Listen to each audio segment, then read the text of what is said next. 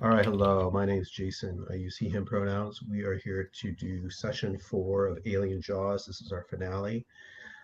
One of our players hasn't arrived yet. Should be seeing them soon, but let me start with the two we've got. Tell us about yourself and your character with your pronouns and remind us what happened to you last session. Let me start with Will.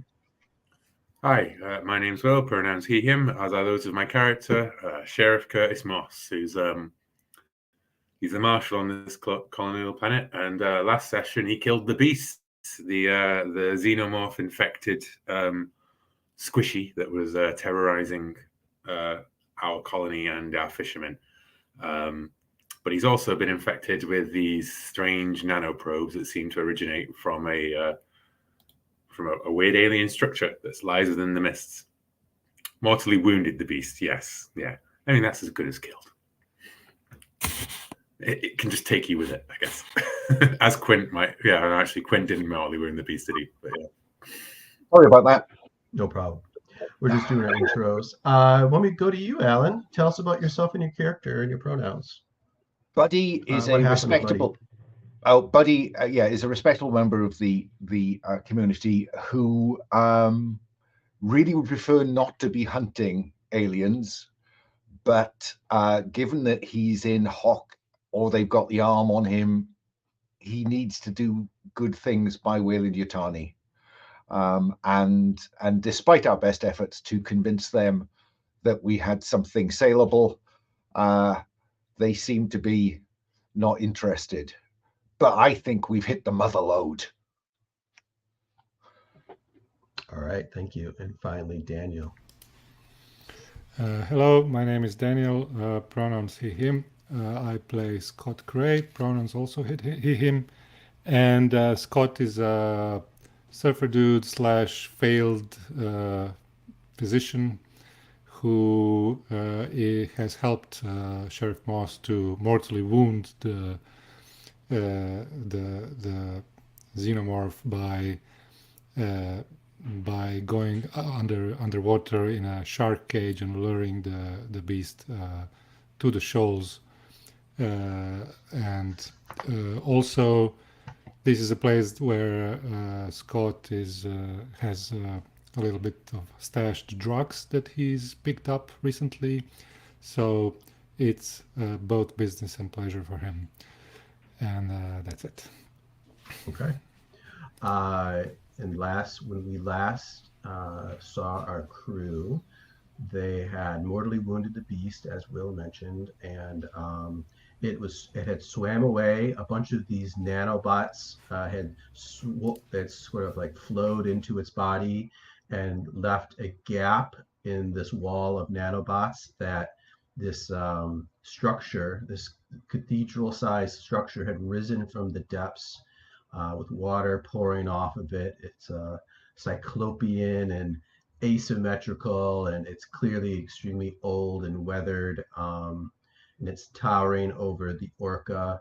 The four of you with Captain Quint are marveling at it. And you're in the ship is in the shadows, which is bad news because your electric batteries have been depleted and you are not going to be able to replenish your batteries since you don't have any sunlight coming down on the ship.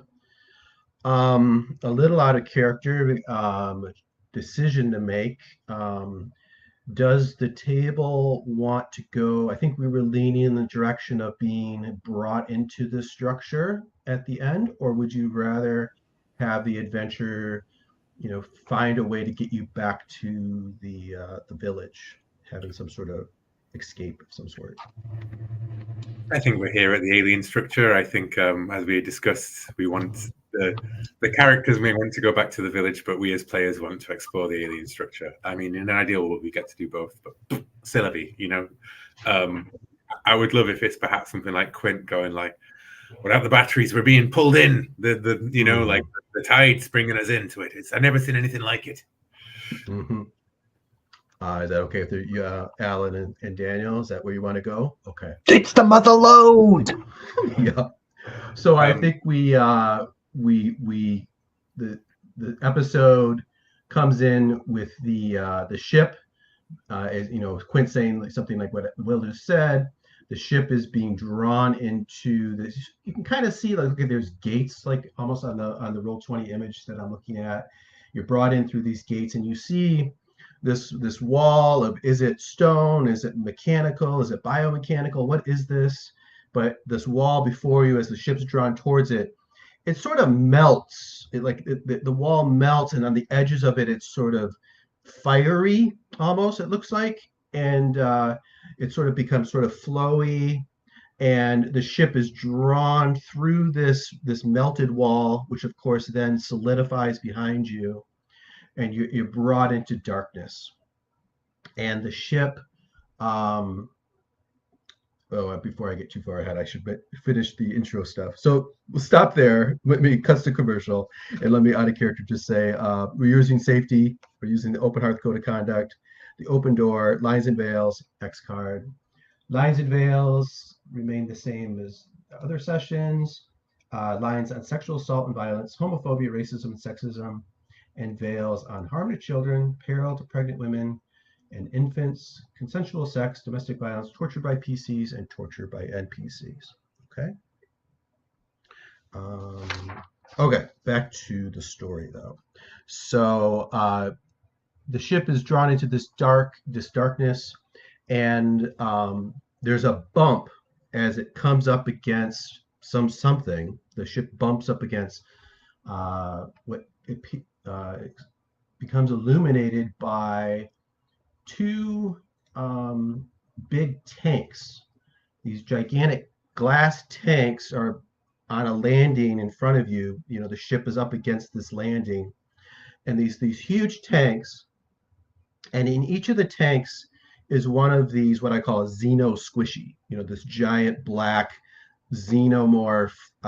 You wouldn't know it, but that's what we know. Alien fans would know, is this sort of hybrid of a xenomorph and a squishy. And there's, in each of these tanks, there's one of these Xeno squishies. And you see the one that you had battled, it's all, half blown up, and there's milky white substance flowing in from its body into this tank, which appears to be full of some sort of fluid also. But it's in one of these tanks, and you can see there's like a swirling swarms of all these nanobots that are like visibly repairing the Xeno squishy before your eyes in real time. But the squishies themselves seem to be in some sort of suspended animation inside these tanks. So that's the situation. I'm curious, what's Scott Cray's reaction to this scene? I think I'm just shocked with awe, and I just say silently to myself, this is amazing. This is gonna, if we can get some samples from this and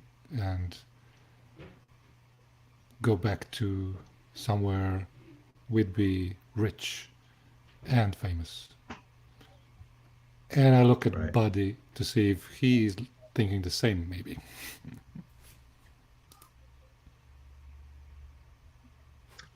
Does Buddy have a reaction? Buddy is absolutely thinking the same thing. He is slightly worried that this thing might be recovering, and thinks that maybe, when you say glass, do you mean that these have been grown here specially? These are not naturally occurring? Holy moly. Maybe. Well, that's a real worry. Because if that's the case, then gee whiz. That means that somebody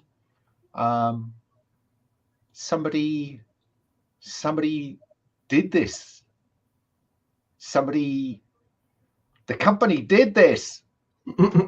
Is that what Buddy gasps out? Yeah. Yeah. Moss flicks on his flashlight and pans it around. You know what we never do? When you take a look around you.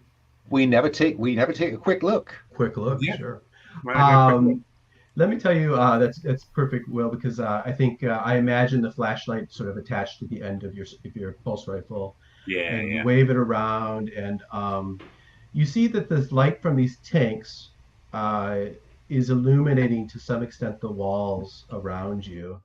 Can we And have you Quint see, also power up the? There must be a light on the boat as well, right? right, yeah, like a what do they so a spotlight of some sort. Yeah. Um, and you're waving your lights around, and you see that this I put up a bit of a map on Roll20, and I've exposed the first section here. You see that there's these. It's a huge chamber clear that you're in, and you see that the walls are covered with what I call death metal space vampire motif uh, carvings in the walls. Let me show you a few examples of that. We've got something like this. Geiger-esque, one might say. One might say, yeah. And then this one, another beauty. And those walls are covered in this stuff. And clearly, you can't see the ceiling way above you. And clearly, this chamber goes much deeper. You see at the edge of the light that this landing seems to slant upwards. And at the edge of the light deeper in, you see that there's some stairs that go even to a higher landing or something farther in. So I think that's worth a quick look. Sure. Let's go to the move. That's a peril move. Quick look. There it is. This is moved for when you only have a moment to look about. This actually might be, you're not in immediate peril. This actually investigate might be better here. Okay. We're just desperate to use that move. I know you have to. Maybe wait until there's clear danger around. Yeah. That moment will come soon, but not quite yet. Let me ask you before we roll investigate. Let's see if you guys where you go in the immediate moments after seeing. Well, I think the very first thing that Moss does is he pans the light around and he goes like, "Jesus Christ, the company did this. It's bigger than I thought it was." And let me tell you, this does not look human. This does not use. So the whole theory that the company made this is maybe in the back of your brain. You're thinking maybe not. Buddy is convinced. It takes they could do this. Self-delusion to believe that, but it's possible. Moss is going to look over at Scott and say, "Those things that are in my head, they come from here, don't they? All that mist that we saw, it's the same thing. You might want to put that rebreather back on, mate." Yeah, you're right. But maybe there is a way to get rid of it, the things in your head from within here. I'm not sure if the company made this, and if they did, we should probably be able to find some company people inside. And it's worth reminding you guys that Scott Cray knows that whatever he had done medically seemed to stop the whatever these nanobots were doing to his body. And he theorized that maybe he could have done something for Curtis Moss, but chose not to. He was curious to see how it progressed. So, there's that. The fact that Moss doesn't know that is why Scott's not dead. Moss doesn't know that. Yeah. So let me ask you this: do we see you getting off the boat, or do you stay on the boat at this point? Quick. I normally say, never get off the boat. Yeah, I want to get off the boat. I want to check it out. The only way is forward, people. Quick, I'm very happy for Scott to go first. If we found some sort of power supply on here, do you think you'd be able to get the ship running again? Yeah, Quint says, we can't stay here forever. Without power, we're not going anywhere. God knows how we're going to get through that wall behind us. Well, when I slap the side of the pulse rifle, there are ways and means. And I peer over at that the tank with the squishy alien inside of it, and I go, ways and means. I mean, part of me's like, do I just declare that I've got a grenade now and blow up the tank with the alien in it? Well, no, there are several, aren't there? Yeah, but one Yeah, of there's them two. is healed, isn't there? I suppose there's seven. There's more of them than I could One of possibly. them's intact in Yeah. some sort of suspended animation. The other one is being repaired as you watch by these nanobots. Yeah.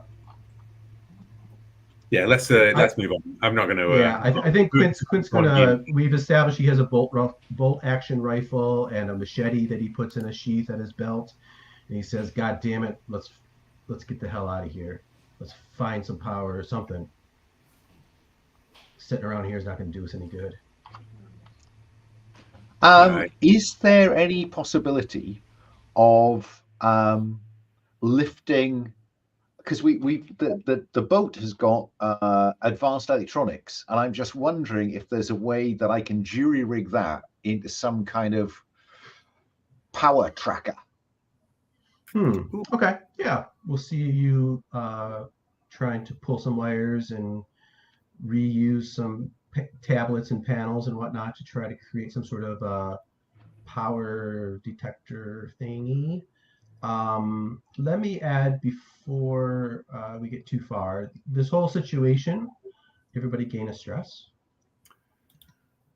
And this new dangerous place will take our threat track to the max. We're now to the end game.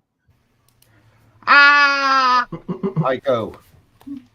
I am overwhelmed. I think everybody goes to. I think we all are. Yeah. Well, I was literally about to. I was looking at our stress, and I was like, my first opportunity, I'm going to go put a hand on Buddy's shoulder and say, "Buddy, I don't think it's the company, but I'm going to need you, buddy." And I'm just going to try and calm him down. Calm him down. Okay. We're all overwhelmed, aren't we now? So. Okay, so let's. As Buddy's doing his work, you see that he's fumbling, his hands are shaking, maybe, and you do that to try to calm him. So let's go ahead and go to that.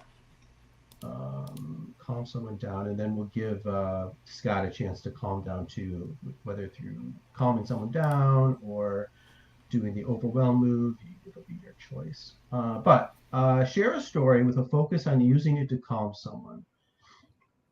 Anything else you want to add there, Curtis, or you think you covered that well enough? I think that's what he's saying. Like it's not the company. We're in some weirdest shit than we ever imagined, buddy. But the thing is that. I know I've put a lot of responsibility on you, buddy. And I'll be honest, it's not always been smooth sailing, has it? But you heard what happened back at the colony. We need to get back. I guess so, Sheriff.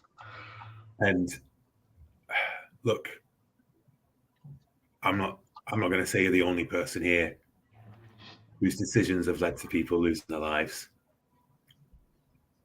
You brought that thing back. I let you bring that thing back. It's on me. And all we can do is make amends, buddy. All we can do is try to save what we can. And you're with me, aren't you, mate? Yeah, that references that last session at the end. You guys learned that you got a call from Marge in hysterics that apparently Buddy's facehugger had hatched a chest burster, which had grown into an alien and was running havoc in the ship or the administrative structure. Okay, so does Sheriff Moss have an expertise that would help calm Buddy? I'm brave. Yeah, trying to feed him some of your bravery. There's one. Do you have the right tool for the job? No. Probably not. No. Anything gives you significant advantage. Playing on his guilt, whatever there might be of it.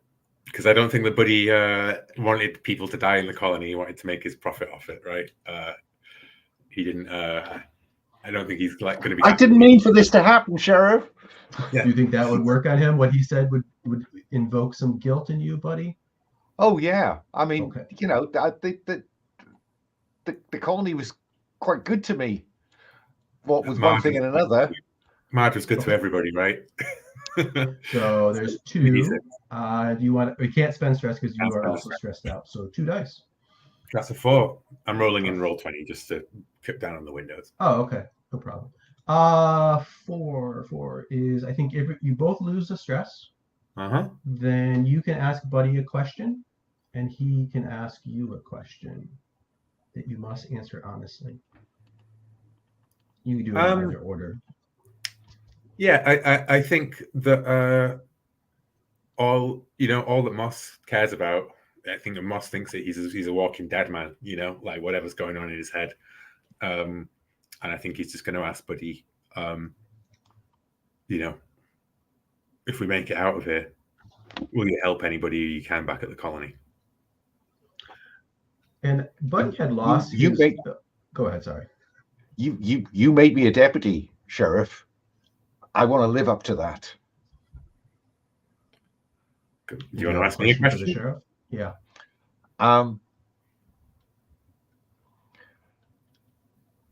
Do you have a gun I could have? I was going to say. And I'm going to declare one of my free items. So I'll move that down to 1. And I'll give Buddy a shotgun from the duffel bag. And I think as I press it into him, I'll say, "Don't lose this one." Absolutely not. From my cold, dead hand, Sheriff. Okay, so Buddy, you are calm enough to do your jury rig. But first, actually, let me. I would like to spread some calmness about. Okay. I'd like to kind of say, I just want to take a moment to talk to both of you. I know that I may have crossed some lines in my life, but we can do this. Like the sheriff said, that who knows what's going on at the colony, but we can make a difference here. Scott, you're built, man. You can face up to stuff, and Sheriff, you've got that big ass gun. So and Quint here, well, I wouldn't want to get on the wrong end of that knife.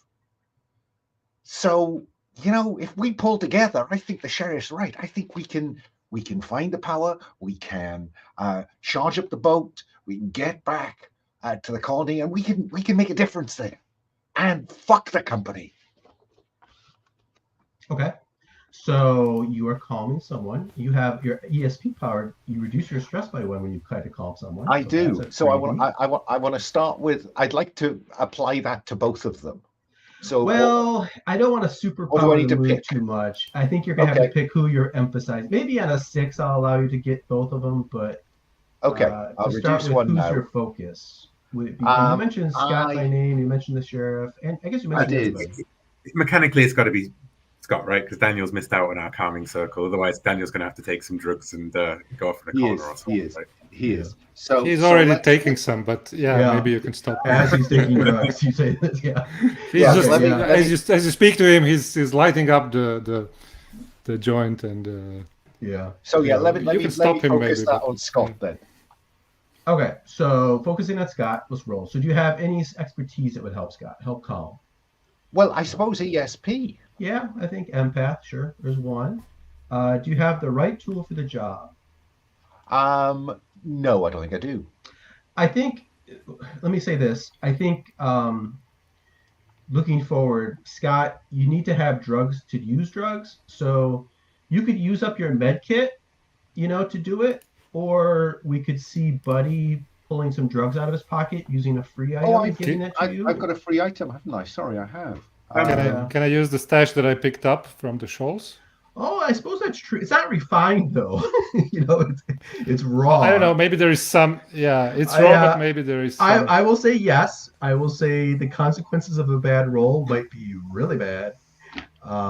You could be having very violent psychedelic, hallucinations as you're going through this alien structure. But hey, if you want to try it, I'll say yes. Alternately, Alan could use a free item and give him some drugs.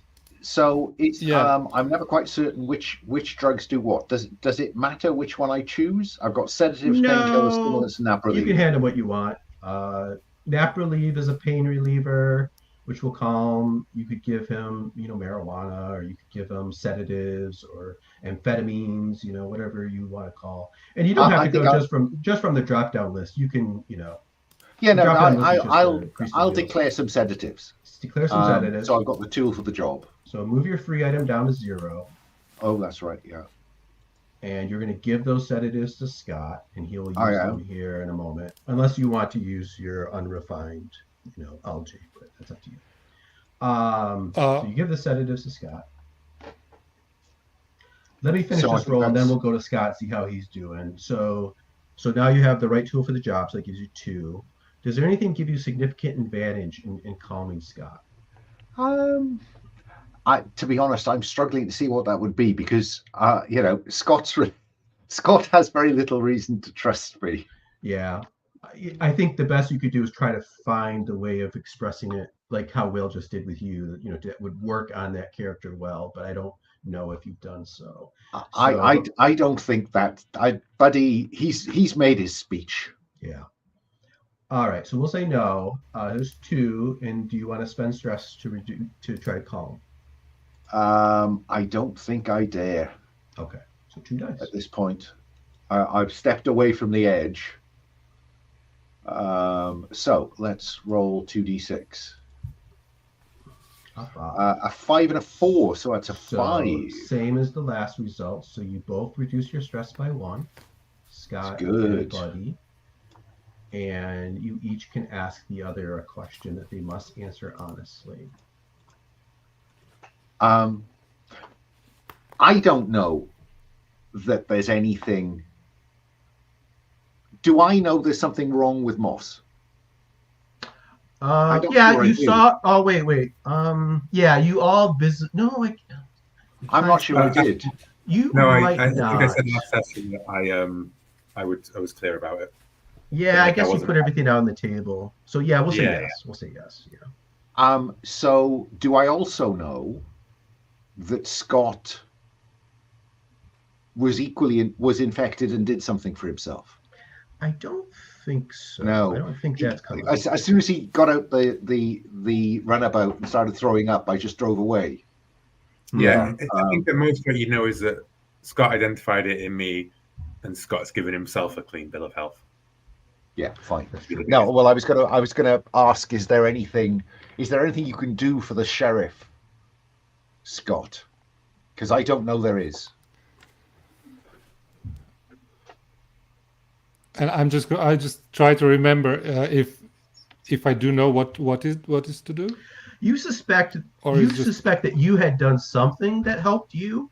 Whether it was antibiotics or anti-inflammatories or resting or whatever it was, but whatever you did seemed to,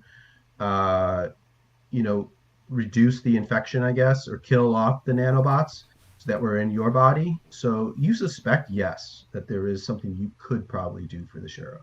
But like we said, you kind of thought that last time, and you're like, Yeah. but I'm curious to see how this progressed. So I'm not gonna do anything, So yeah, back to his Okay, question. so my answer to Buddy would be, I think so, Buddy. I think I can do something for him, but I'm not really sure. Well, yeah, that's my question. There you go. Yeah, we'll go with it there. Does Scott have a question for Buddy? My question for Buddy would be, can this question be a sort of a request or something? Or Yeah, it's worthy. Yeah, we'll Yeah. give it a shot. can we, Buddy, if we get out of here alive, can you help me take something? Like a part of this, because this is not the company's work. This is something better, and we can get rich by discovering it. Mother load. I want to Yeah. take all of this. My question is, are you with me on this? Yeah. Oh yeah. I basically. mean, fuck the company in the sense of what they're doing and all the rest. But I still don't want to be under their thumb for the rest of my life. So yeah, no, I would help. I'm not going to run away from a potential profit. I'm being honorable, not foolish. Sure. So Okay. we have a deal. Yeah. let's see how Scott's doing with those drugs. Do you want to take the sedatives that Buddy has handed you, or do you I want think to try the unrefined algae? Scott was already starting to try to prepare the unrefined drugs, but maybe save it for later because I have something to stay sane for. So for Mhm. now, Okay. So you take so I'll take the some sedatives. Yeah. yeah, okay. Some Xanax or Fine, whatever. I've crossed them off my list. Okay. So, and by the way, I think we described like the container with your algae is, yay big, like a good coffer size, but it's big. You can carry it, So I imagine you're going to carry this along. This is a very Yeah, sure. valuable box of goodies. Okay, I've got so some rope. You could kind of strap it onto your back. Yeah, or maybe there's a strap that I can, just put it yeah, on, jury rig a over strap, my sure. torso, and yeah. Okay. Let's see. Let's do the overwhelm move for Scott then. So, overwhelm move. He is using drugs. Describe your consumption of your supply. We've done that, and then we'll roll. Use expertise that would help you cope with your altered state. So does Scott have an expertise that would help him cope with his altered state? Well, I have chemistry. Yeah. So maybe Physician. yeah, and physician. So maybe the ability to choose the right pills from the ones Mm-hmm. that Buddy gave me. Yep. So there's one. Do you have the right tool for the job? I think given that Buddy used up a free item, sure, we'll give that to you. There's two. Does anything give you significant advantage in coping with the drugs? Don't think so. No. Experience? He's a dope I head. think that already was brought into the expertise part. You do have this Yeah. part of physician when performing medical aid, which I guess we can kind of call this medical aid. You can roll with significant advantage if you express guilt or remorse and increase your stress by one, which is a dangerous thing to do because increasing your stress or reduce your stress is a gambler's move. Yeah. But Yeah, I don't think I'll pass do on this. that. Okay. And then finally, Yeah. do you want to take stress to lose stress? Probably no to that No. also, right? No, Okay, so yeah. 2 dice. 2d6. 2 dice on Okay. the overwhelm move. A 2 and a 3. So Ooh. the good news is that on a miss, you do still lose a stress, so you can reduce your stress by 1. I, however, get to make 3 choices off the consequence list. I think you are definitely dazed or stunned. Any threat introduced into a scene will force you to stare into the void. I was looking forward to that. Scott, stare into void. Okay.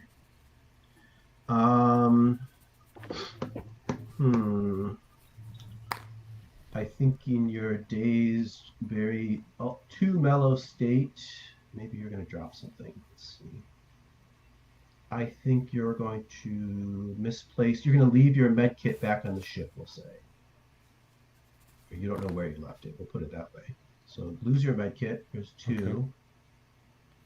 Okay. And third,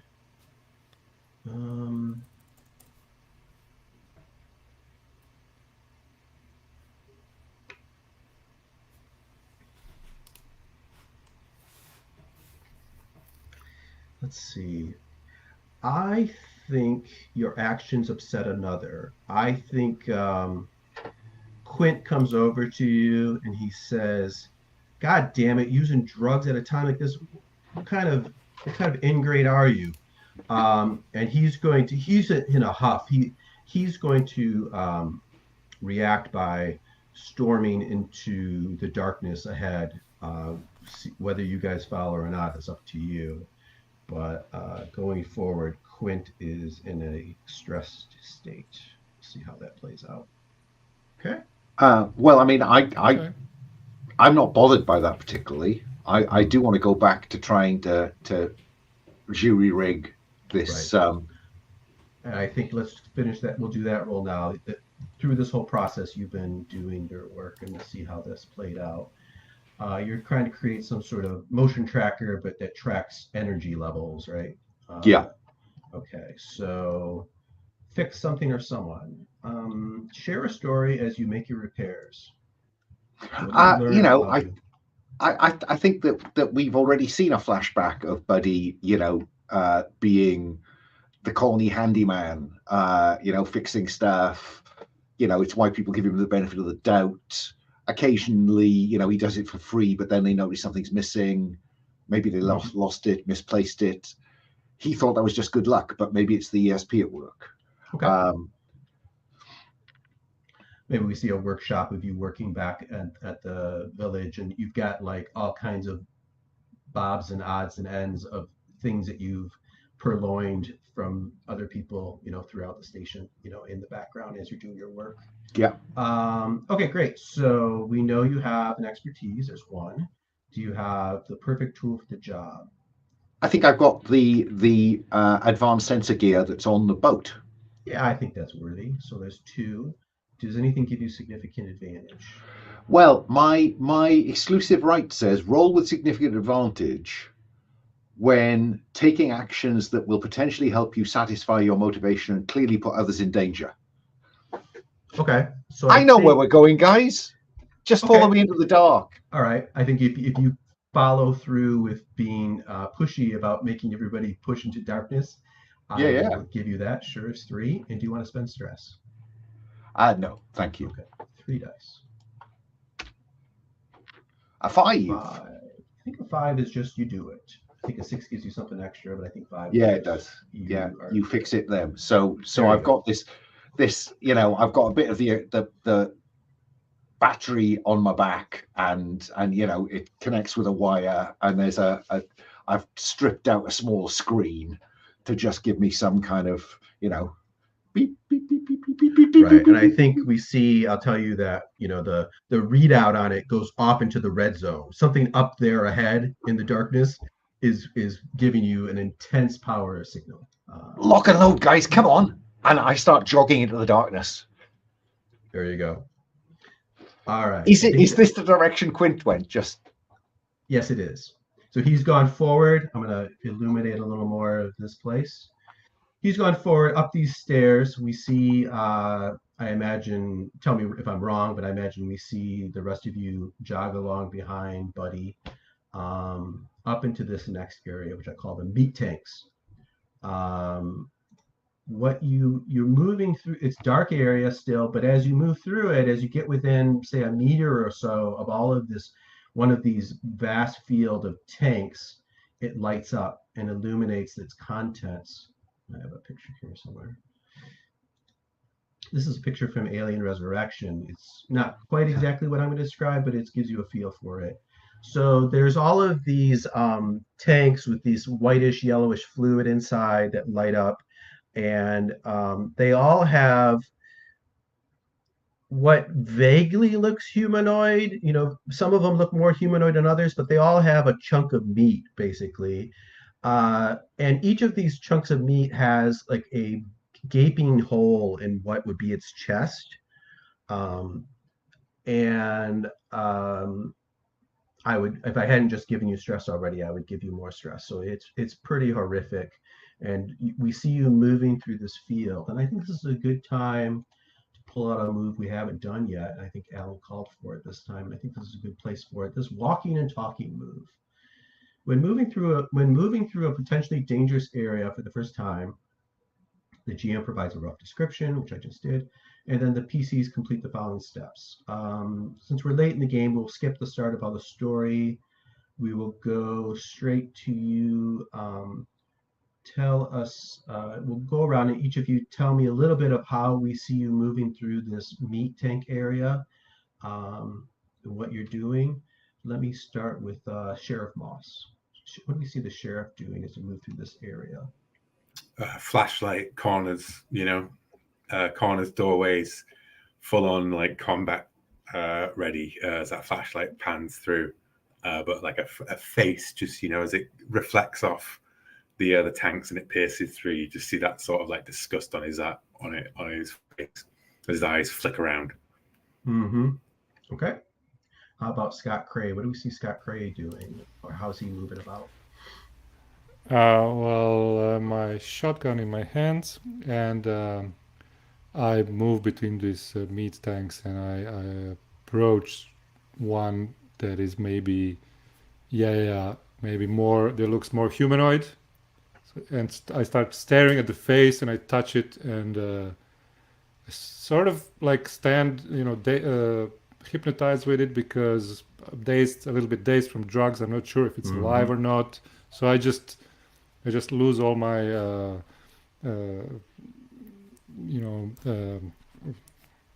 vigilance, and I just stare into Right. the sample and try to figure out what it is. Okay. I like that. Not really investigating. I'm just, Yeah, we might have an investigate Hypnotized. through at the back end of this, but yeah, that's good. And what Yeah. about Buddy? How do we see Buddy moving about? Oh, Buddy's just just walking between them, just heading straight through, following the beep, saying, "Come on, come on! There's nothing here. It's further on. Come on!" Right, and you see Quint's flashlight bobbing ahead of you every once in a while, so you're like, Hey, Quint! zagging through here. We're here. And he doesn't say anything; he just keeps going.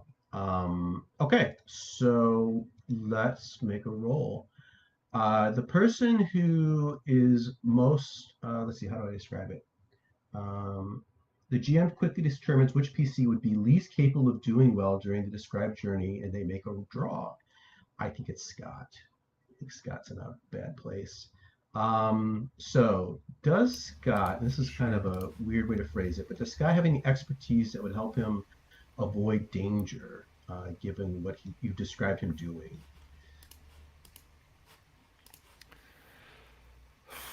I'm not sure what's danger in this situation, but Yeah, it's a little maybe vague, but yeah. biology is the thing that will Yeah, I think so. I help think me get a little bit biology, of a sense. yeah, you're able, maybe you can figure things out quicker, and maybe have a little bit more awareness of your surroundings.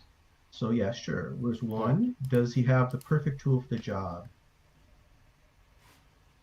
Don't think any of your For the- gear. I have a shotgun, but yeah, Yeah, that would be if That's danger not it, comes then. along, but I don't think so. So I think just no on that. Does anything give you significant advantage?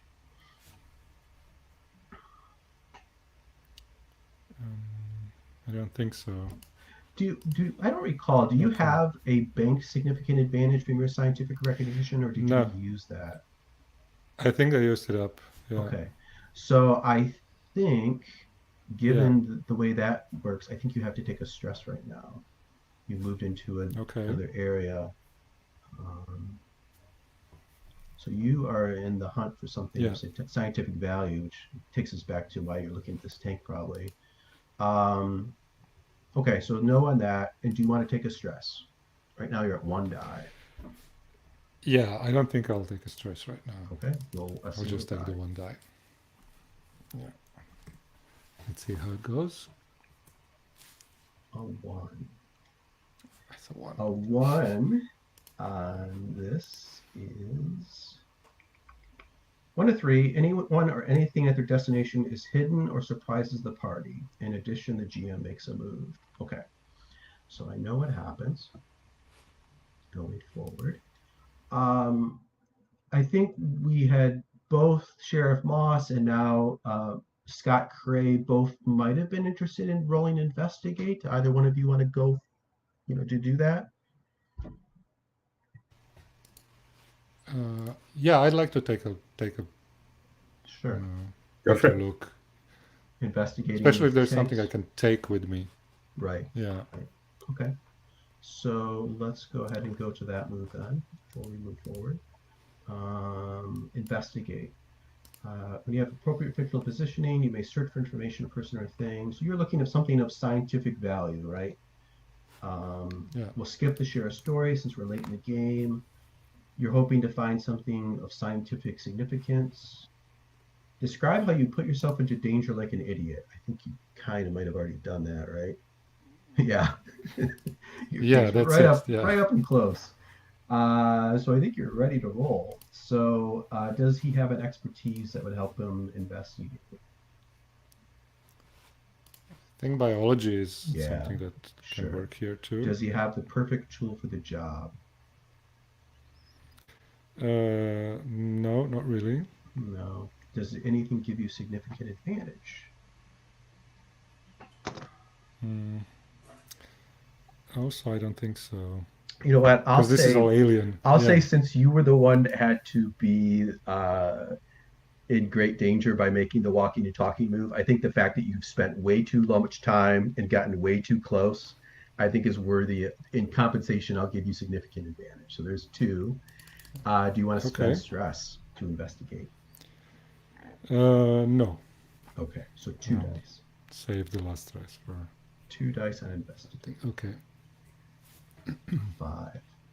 All right, five That's better. is, in addition to finding what you're hoping for, you find out something that moves the plot forward. I think we see you looking at these tanks, and you hear a, let's see.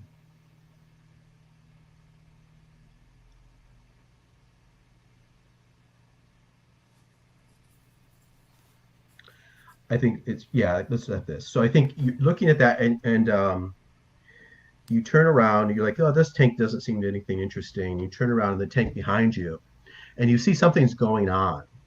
There's one of these chunks of meat, and you see that where its chest would be, it doesn't have a gaping hole, but you see something is pushing from inside, and a chest burster comes out of the chest as you're watching, and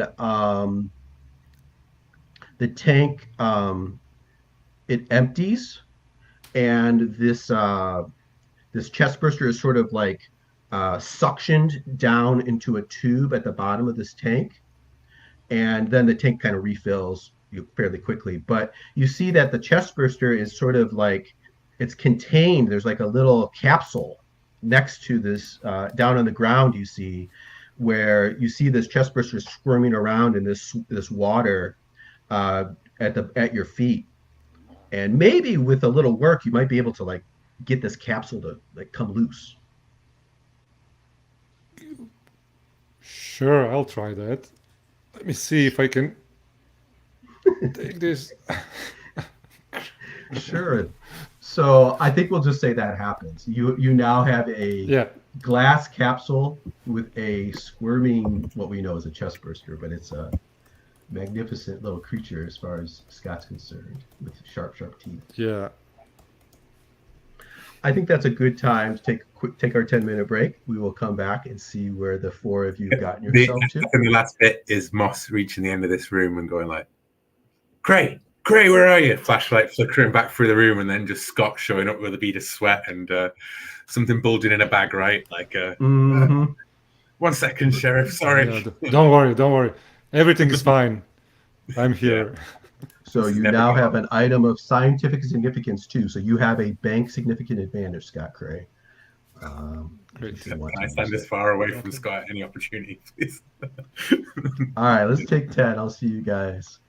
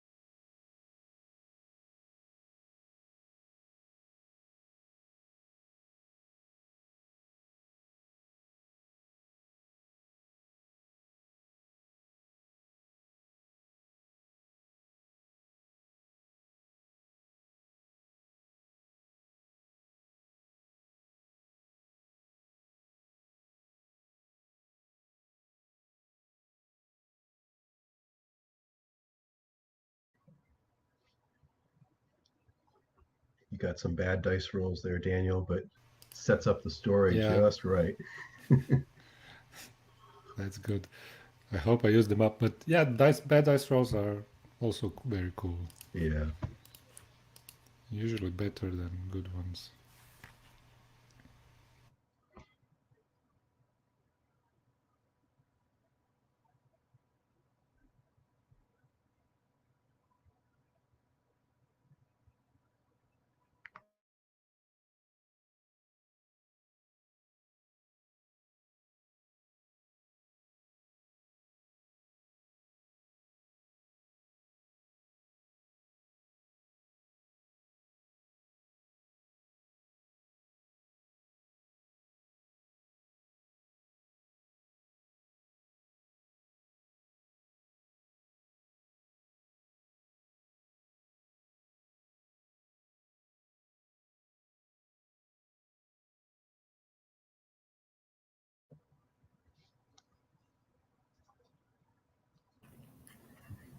There's no way that chest burster is going to inappropriately explode at some moment, right?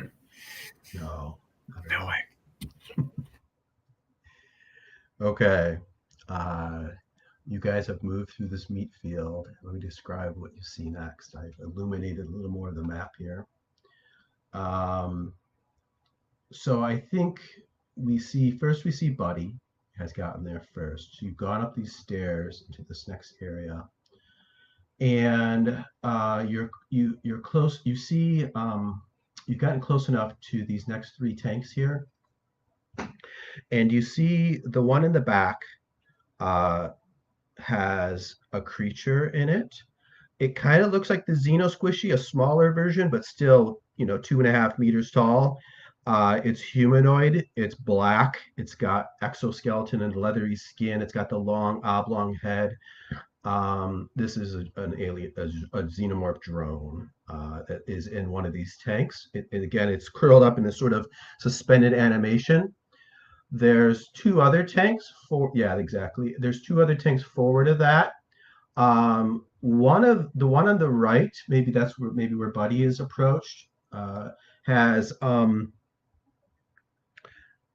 before it is Quint's rifle, and his flashlight is on the ground, but no sign of Quint. And the flashlight, is still on, so there's a beam of light going off into the darkness. This tank and the other one to the left appear to be open. The glass seems to have like slid back from the top on down, so it's sort of like created a little bit of a pool at the bottom of it, where some of this suspended animation fluid is just sort of swirling at the bottom, but these tanks apparently are empty. There's just a hint of farther on, well, maybe not a hint, but there's a hint of some sort of like a wall, maybe, or like a 4 or 5 meter high wall, and you see that there's something on the wall, and before it there's all these flashes. There's like flashes of light that are coming up. It's sort of randomly flashes of light up ahead. You're not sure what that's all about. And beyond that, you get just a hint of more stairs that are going up to another level. And your little readout shows that whatever the power thing is seems to be up there, and it's redlining. It's super intense. Maybe just farthest, in the distance, you just a little bit of a hint of a reddish light up in there. So Buddy sees all of that. Sheriff Moss, is maybe he's come up the stairs, and maybe he's started to approach, and then bringing up the rear is Scott Cray, and I think Will was describing that he had turned and was checking on Scott. So you see Scott sort of still kind of dazedly, maybe with a little bit of a smile on his face, putting something into a satchel or whatnot, coming up these stairs. And you see something behind him that sort of comes out of the darkness and is prowling behind him, and he stands up, and it's towering above him, just behind him, and he has no awareness of it. Sheriff Moss, what do you do? Something big is in the darkness behind him. I think I bring up that my pulse rifle, and I think that Scott sees it as though it's like being leveled at him, Mhm. and I just go down, and I'm gonna open fire like immediately. Great. First, Scott Cray, you are going to have to do the stare into the void move to do anything to save yourself before this creature does its worst. It's probably the moment you feel the breath, right? Like that. Right. I think it when an alien is looking for someone, it makes this chuffing sound like a cat, but like a huge cat, right? So it's breathing in to get your smell, your scent, okay? And you probably hear that, maybe even a little bit of a breath on your back of your neck from something huge behind you. So, does Scott Cray have any expertise that would help you cope with the shock and act before it's too late?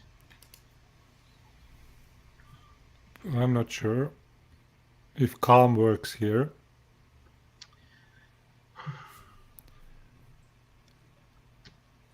Yeah, I think maybe we'll not. give it to you. This We'll is get yeah. yeah, I think Okay. yeah, we'll give you one. Sure. Does he have the right tool for the job?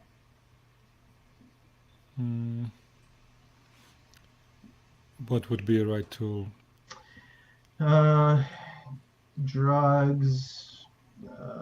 But I think if anything, you're the opposite. We already established Yeah. you're overly sedated, so you probably know unless you can think of something. I think it would be hard for me to appropriate see that I don't have Yeah. anything. Yeah. Significant advantage.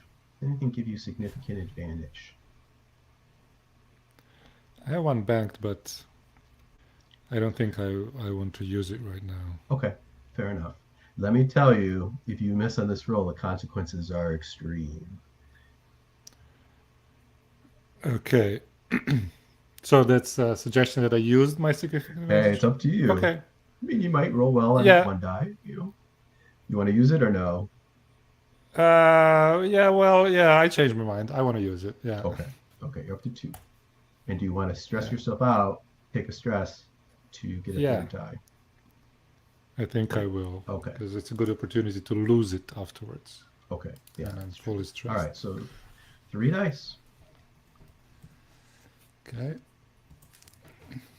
Oh, look at that, a critical. Oh. All right, let's see. I don't even know if I have a critical. Do I have a critical result on a steer into the void? I don't think I've written one yet. Let's see. On a 4+, you manage to act before the threat does its worst. On a 4 to 5, you have to take a consequence, but you didn't get any of that. I'll tell you what. We'll give you.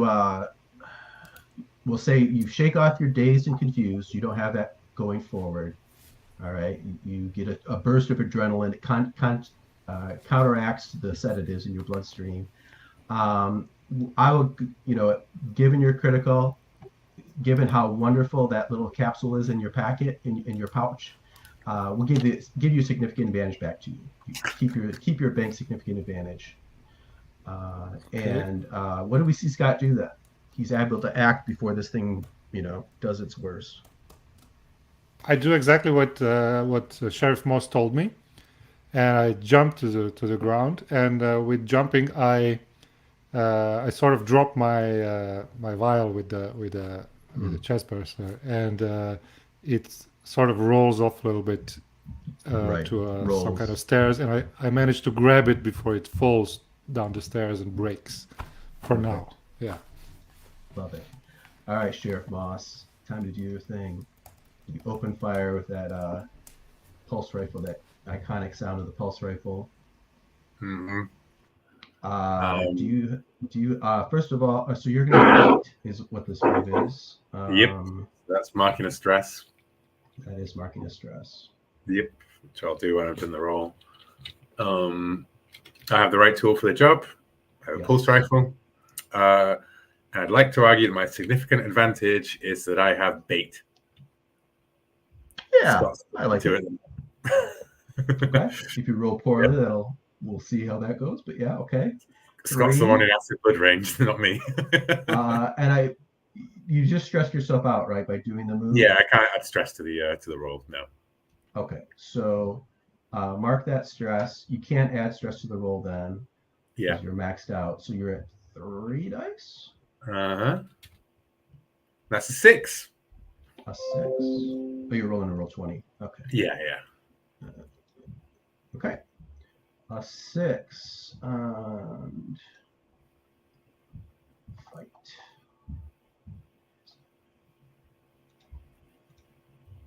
Fight.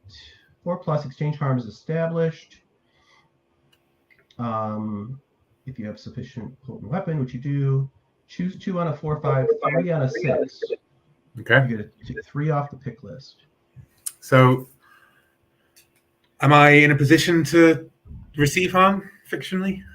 I would say you are not, but Scott is. Okay, so in which case I avoid collateral damage, which I think would be avoiding Scott getting a back splash of acid blood. Yes. I keep cool and reduce my stress by 1. Okay. And I think I will tell you, just your generic harm is going to badly wound it. If you do the cause great harm, you'll kill it. Okay, then I will, because I was going to go. I wasn't sure if great harm or drive the threat off, but I will. I will choose great harm then in that case, which I think is a. I think it's a.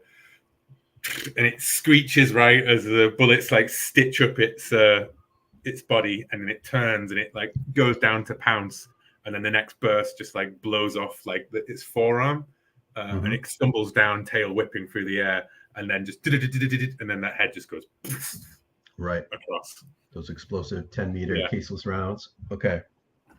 Perfect.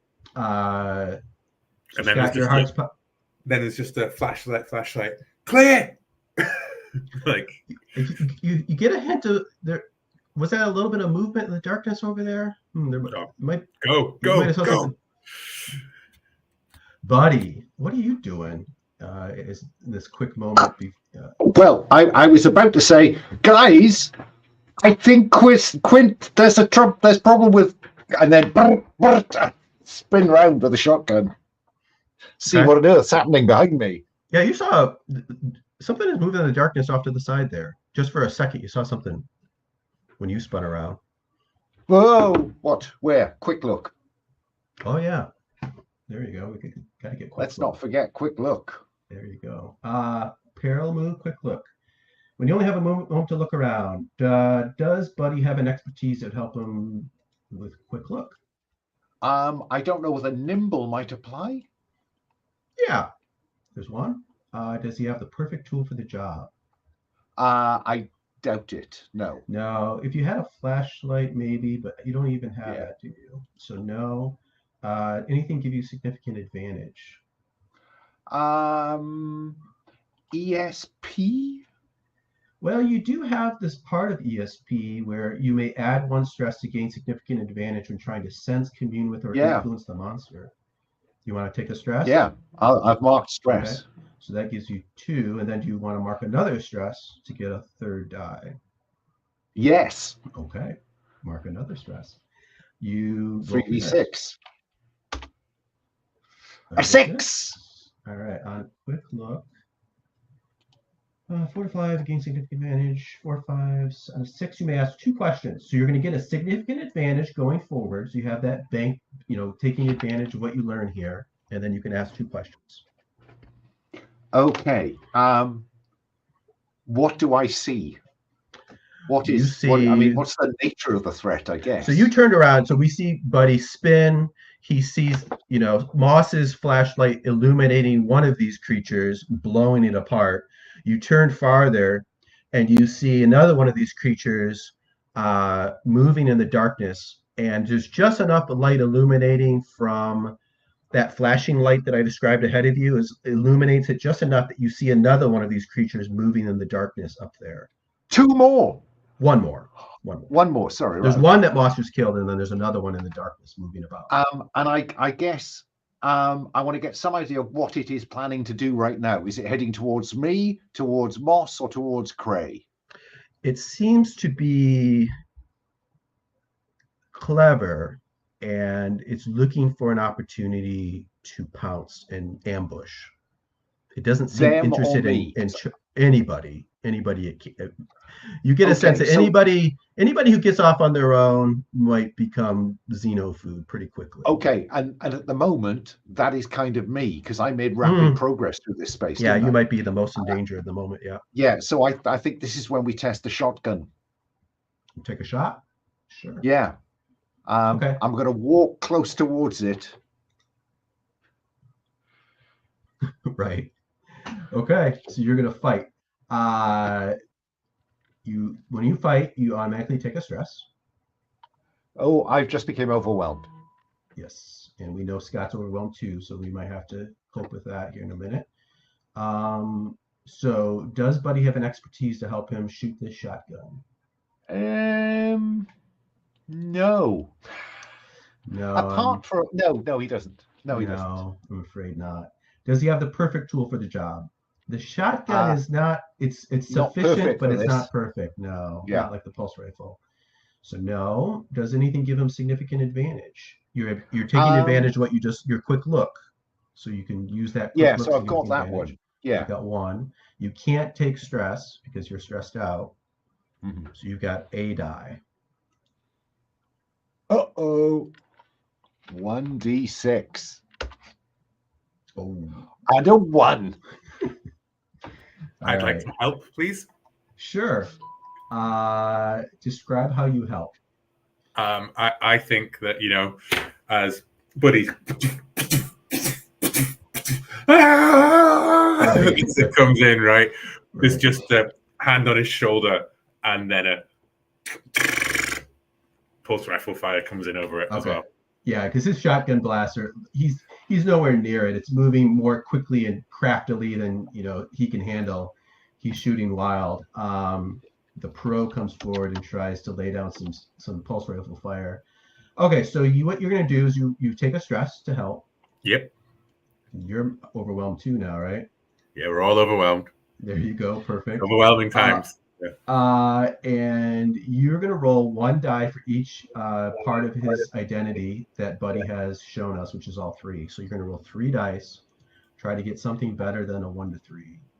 I mean, I have to, right? You'd hope so, yeah. A 5. A 5, okay. So on his 5 replaces Buddy's 1. And on fight, on a 4+ exchange harm is established. You choose 2 on a 4 to 5. That's for you, Buddy. Yeah. So I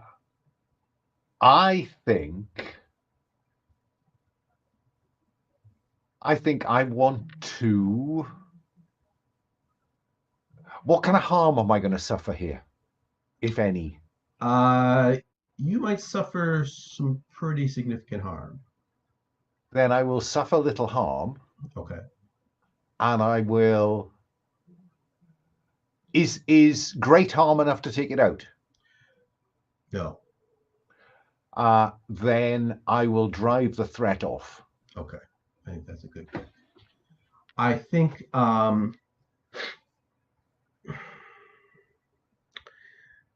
it's going to take advantage of your wild shots, and as the sheriff comes in to give you supporting fire, it has moved incredibly quickly through the darkness, dodging around one of those tubes, and gone flying past you.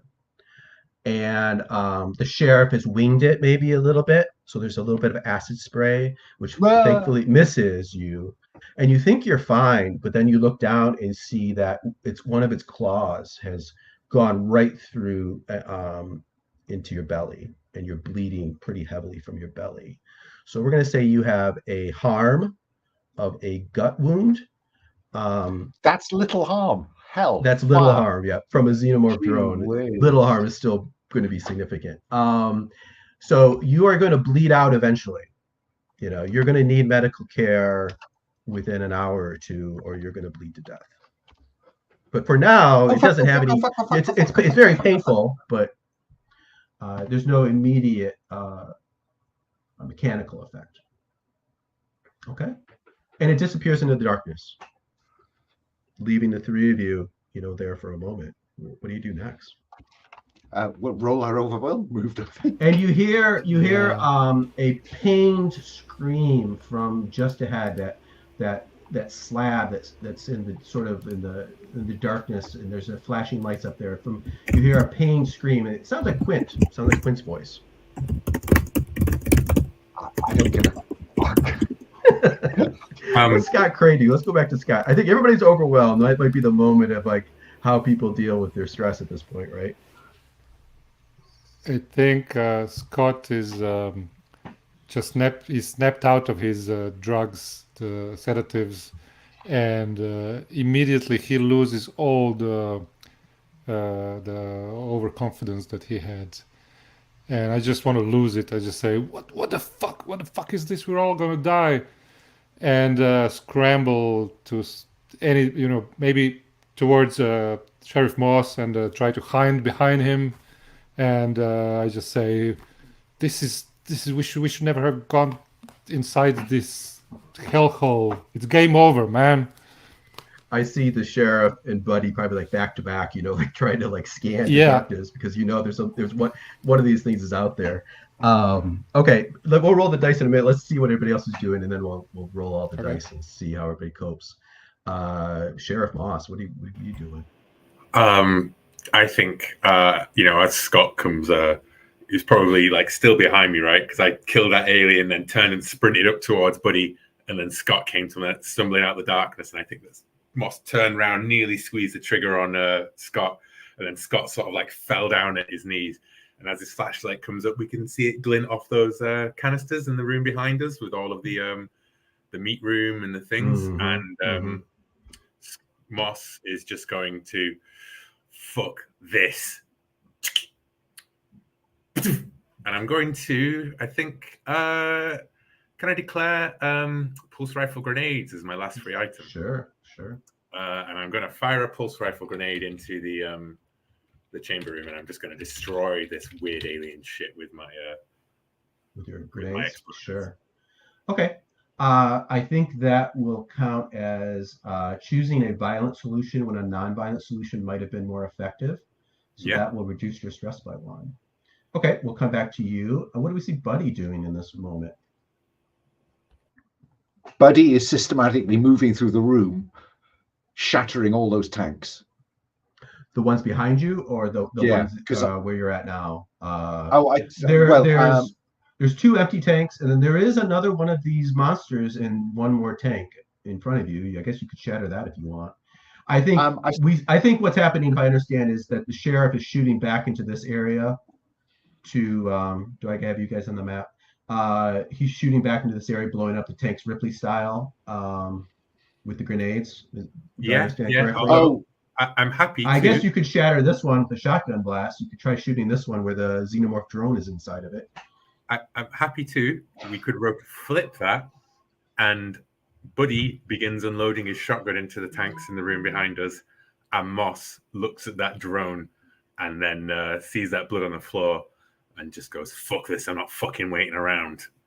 And just because blows up that one, yeah. I like my chances a bit more with the grenade versus the xenomorph than the shotgun versus the xenomorph. Yeah, sure. Yeah, I think because I'm facing back into the meat tank room at this point. I think right. That's the focus of my, is this lose it is, I guess, the way I come at this.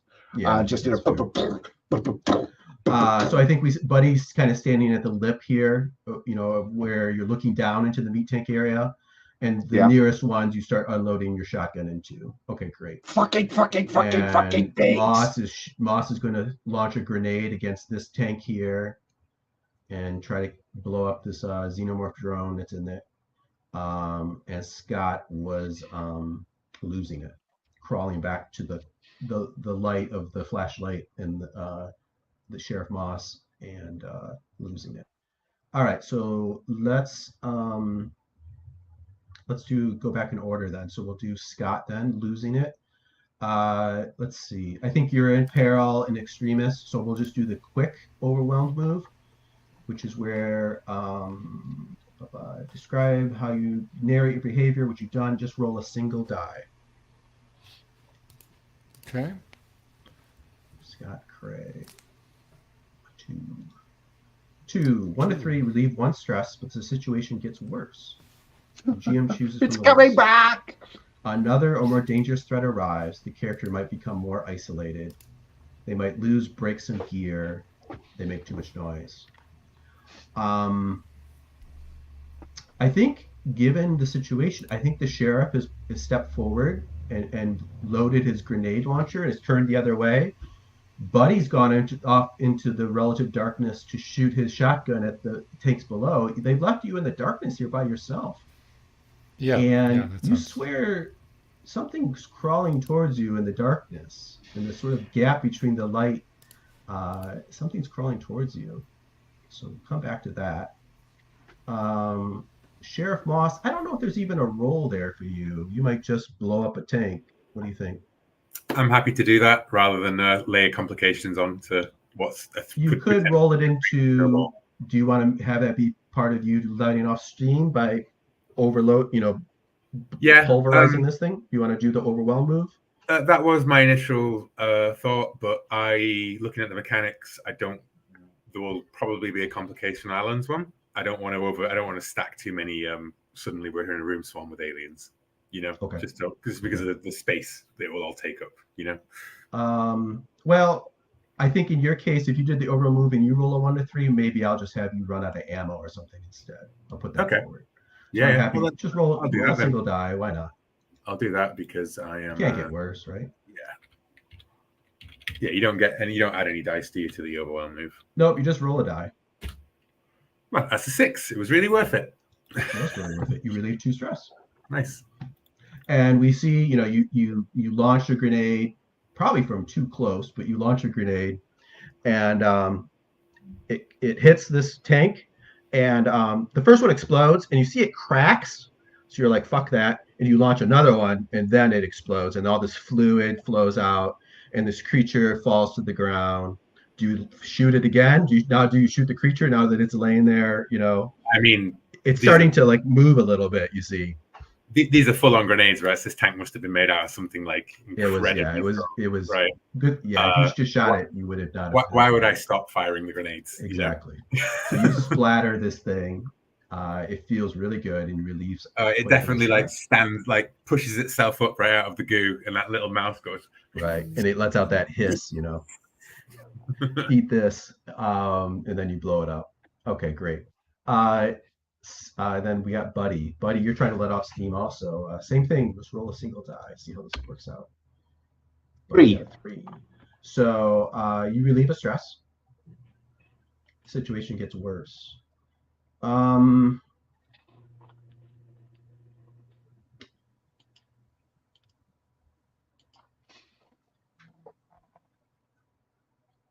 think I know what's going to happen, but immediately nothing happens. You blow up a few tanks. I think for you, I think what we'll do, you run out of ammo. I think you fired a lot of shotgun shells now. I think your shotgun is dry. Click, click, bang, click, exactly. Click, click, click, click. Click, what click. the? Yeah, exactly.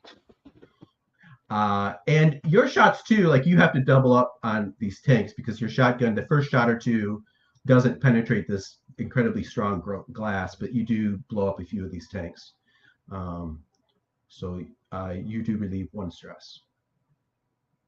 All right, we're back to Scott. So these two are, going Rambo on these tanks. You got something big and nasty crawling towards you in the darkness. And you see the first thing that, becomes clear is the big metallic teeth of this creature. They're shining in a little bit of light as it crawls towards you. Yeah, I'd just take my shotgun and I just want to shoot it in the face.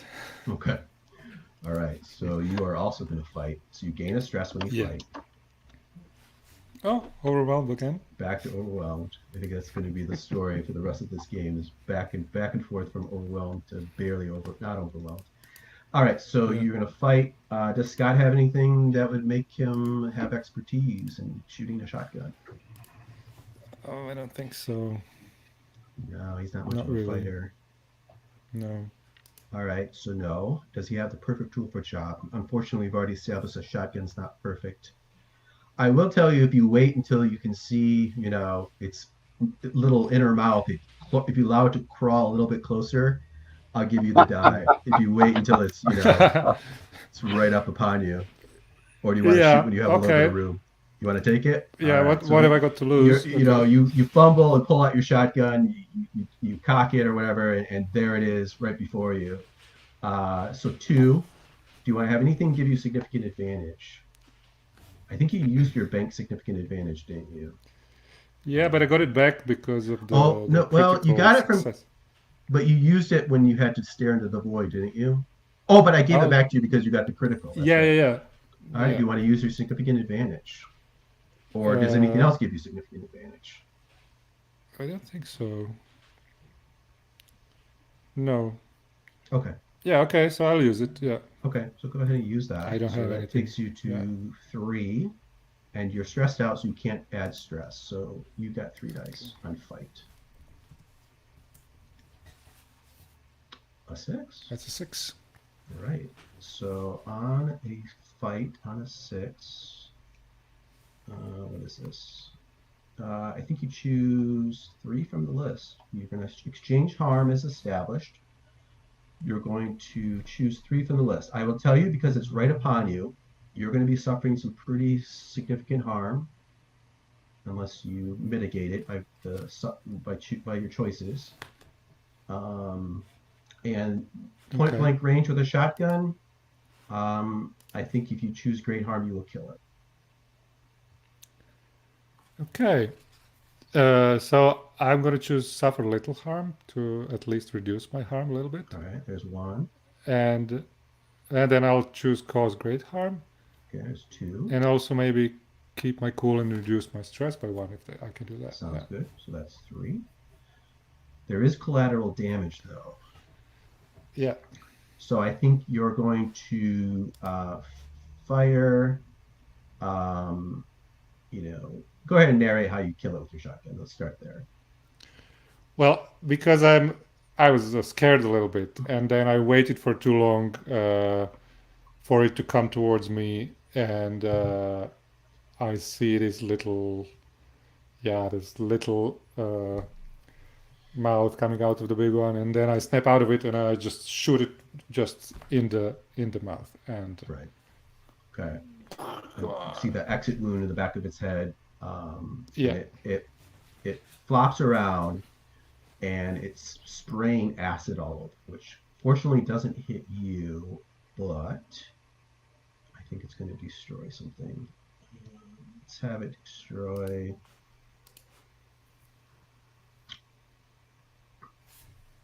I think it's going to destroy your shotgun. Why not?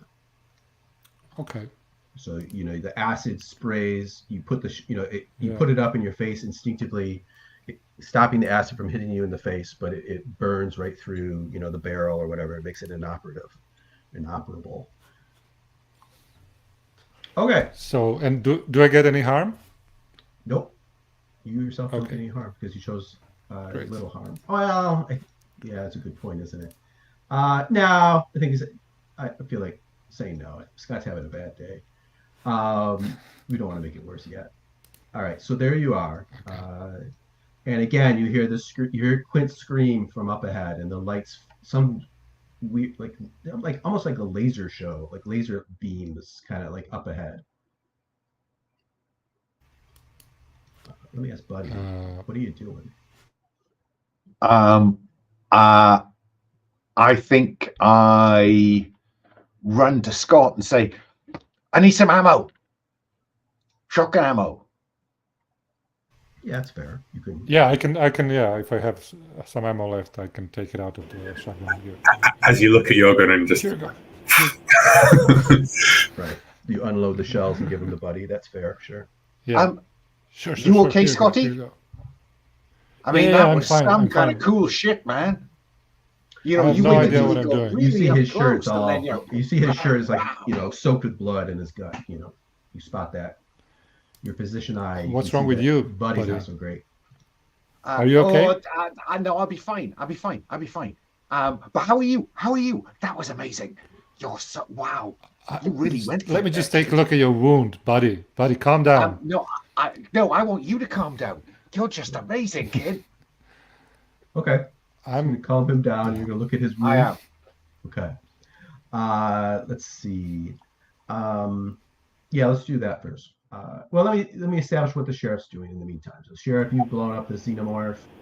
You've heard other fire. You turn around. You see that Scott's killed one of these things. Yeah, Buddy's shaking I him and think trying to there's calm him that down. ringing in his ear, like the camera's like, this is like the grenade, and he looks back up to see this thing just like splattered across the floor. And as the ringing, and he glances over and he sees Buddy and Scott talking to each other, and then handing over shotgun shells. And then as his ear, he looks around the room with a shaky cam. And that's when the ringing in his ears fades out slightly, and he hears Quint scream. Mhm. And he just yells, "Quinn!" And he's just moving off towards him. But Okay. I would like, before I get there, we can go to take a quick look. Sounds like a good idea. Okay, we will come back to you. Let's take care of Buddy and Scott here. So the light, as far as I understand it, only the sheriff actually has a flashlight. So there's light coming from ahead, like I described, but there's also some light from these tanks. But there's sort of a dark area in between. So we see the sheriff moving away with his flashlight as the two of you have your moment here. Let's do the calm someone down first. Does Buddy have any expertise to calm down Scott? I've got this.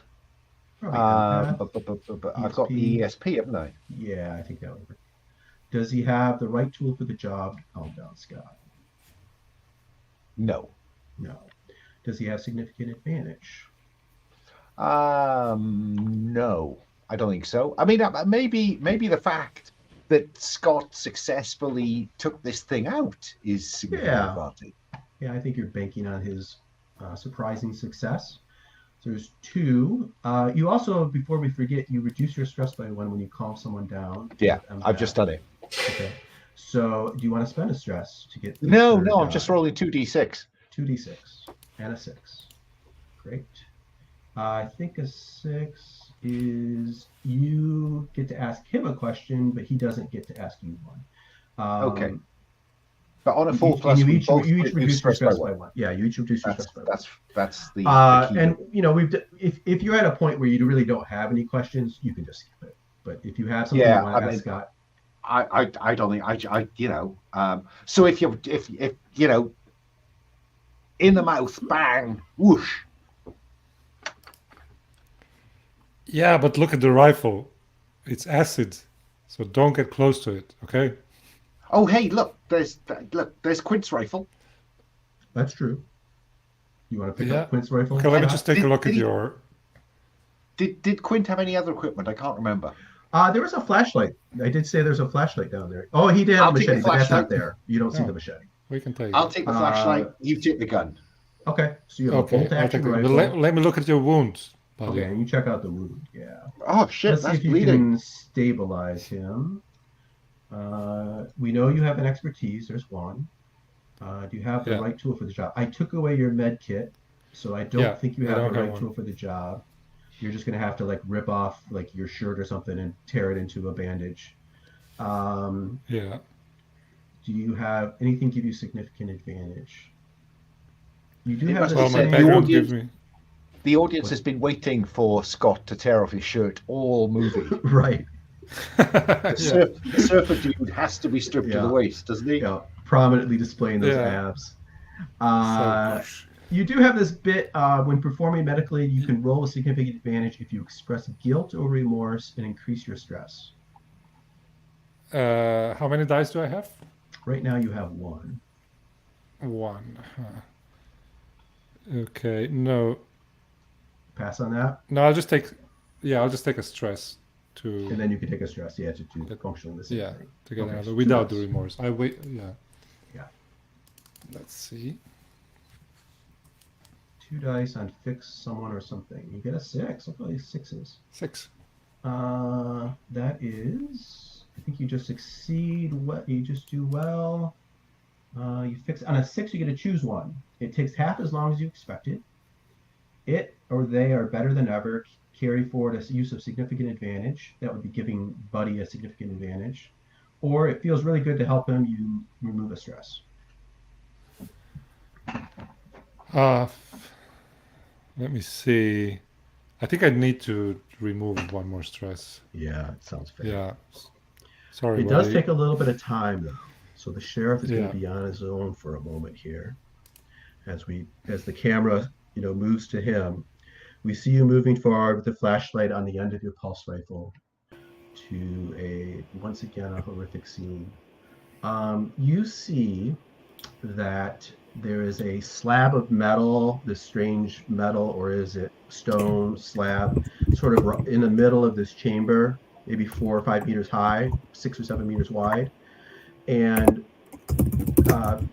pinioned to it, like with like spikes through their hands, are two people. There's Tucker, the mechanical tech that we met earlier in the story. He's there, and also Quint. Tucker has been vivisected almost completely, so he looks like something has gone and cut him open and dissected him, but he still somehow seems to be alive. He's unconscious, but there's like tubes running into him from like out of this slab that are like pumping some sort of fluids into him to maybe keep him alive. But his guts are all wide open. You can see his heart beating, his lungs moving. And Quint's next to him, also pinned into. He's sort of like delirious, and you can see that that something is starting to do the same to him. And what this thing is, sort of like floating in the air with some sort of anti-grav tech, is this roundish looking, maybe about the size, about yay big, and it's a sort of biomechanical looking thing, and it's got all of these spikes that like kind of come out and then go away. It's mutating as you see. It's constantly changing, and little spikes will come out with like blades that will like will cut away at Quint and start to like open up his chest or whatnot.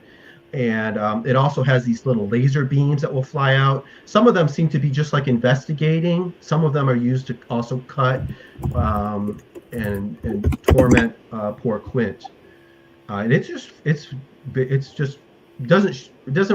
doesn't seem to notice or have any reaction to you approaching. What do you think you do? Well, I take a quick look. Oh, that's right. Take a quick look. All right. Does the sheriff have any expertise to help him spot things quickly? I'm combat trained. Yeah, and you're in a marshal. Either way, there's one. Do you have the right tool for the job? I have my flashlight. Yeah, there's two. Anything give you significant advantage?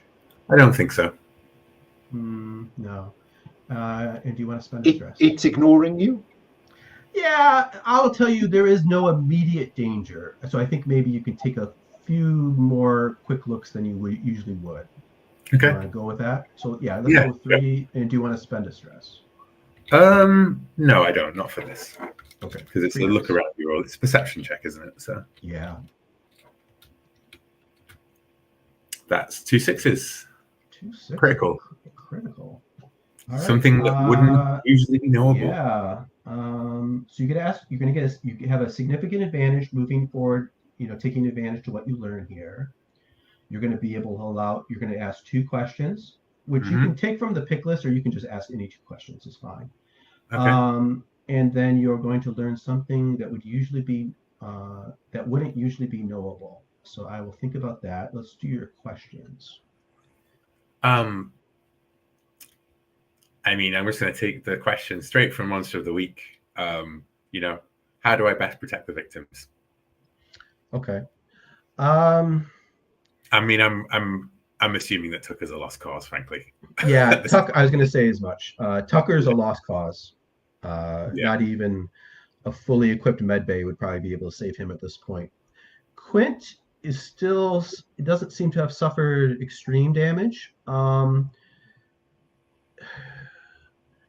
You would have to get this floating, mutating thing away from him. Maybe you have to distract it or give it a reason to stop doing what it's doing. I mean, I would say that Moss has no reason to believe that this thing is bulletproof. True. Yeah. There's one question. Do you have another?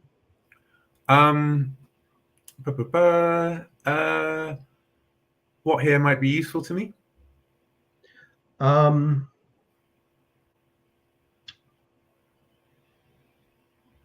If there's anything else in this strange, because it's yeah, obviously I think you've gotten a little farther, so I think you can see up ahead. Let me draw the map back up.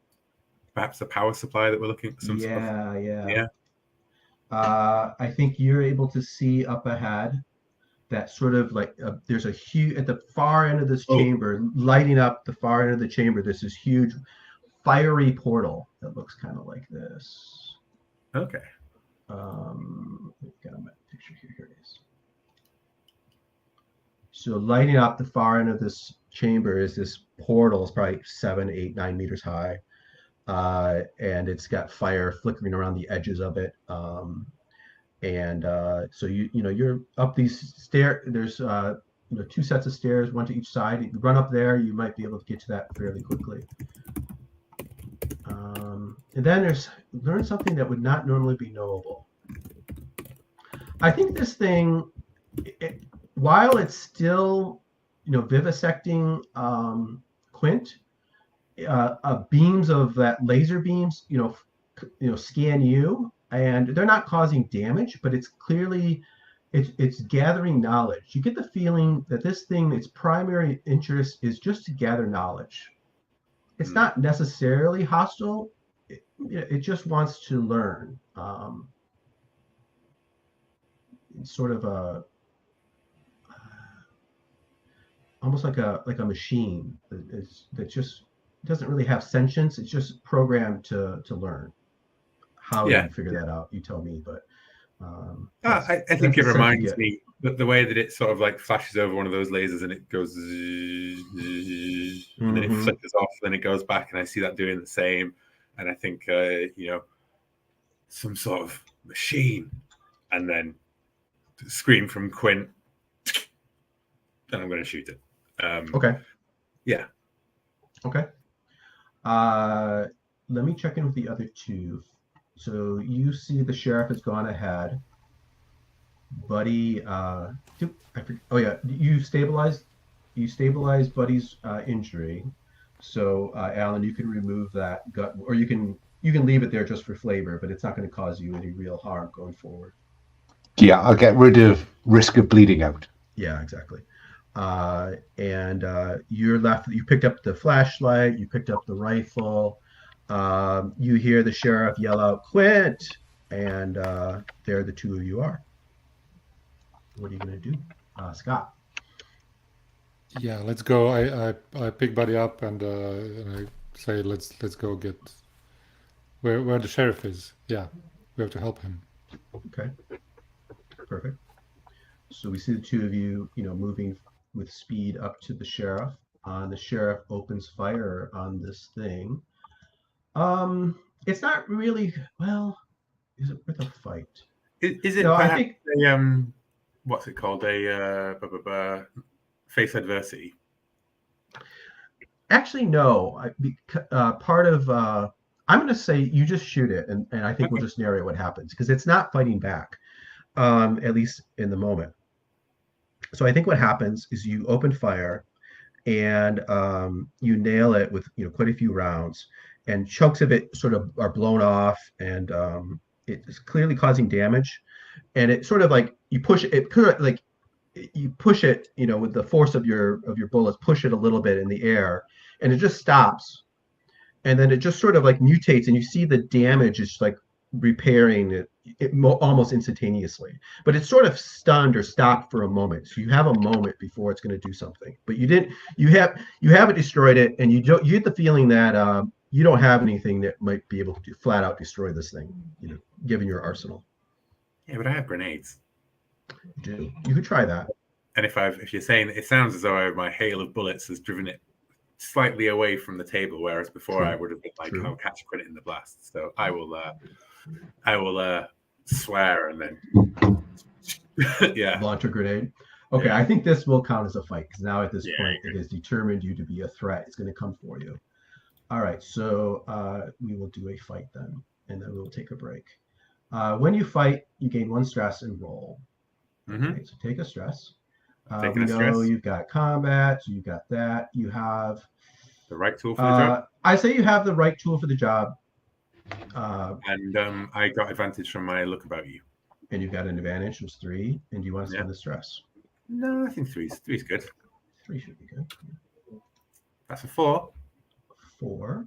If anyone, So you're in if anyone exchange would like to harm. run up the Oh, chamber yeah. and help me, they could re-roll those dice. Yeah. With the 6s. I would like to help because I've got a rope, and what I want to do is to throw this rope over it and Try to lasso it. distract it.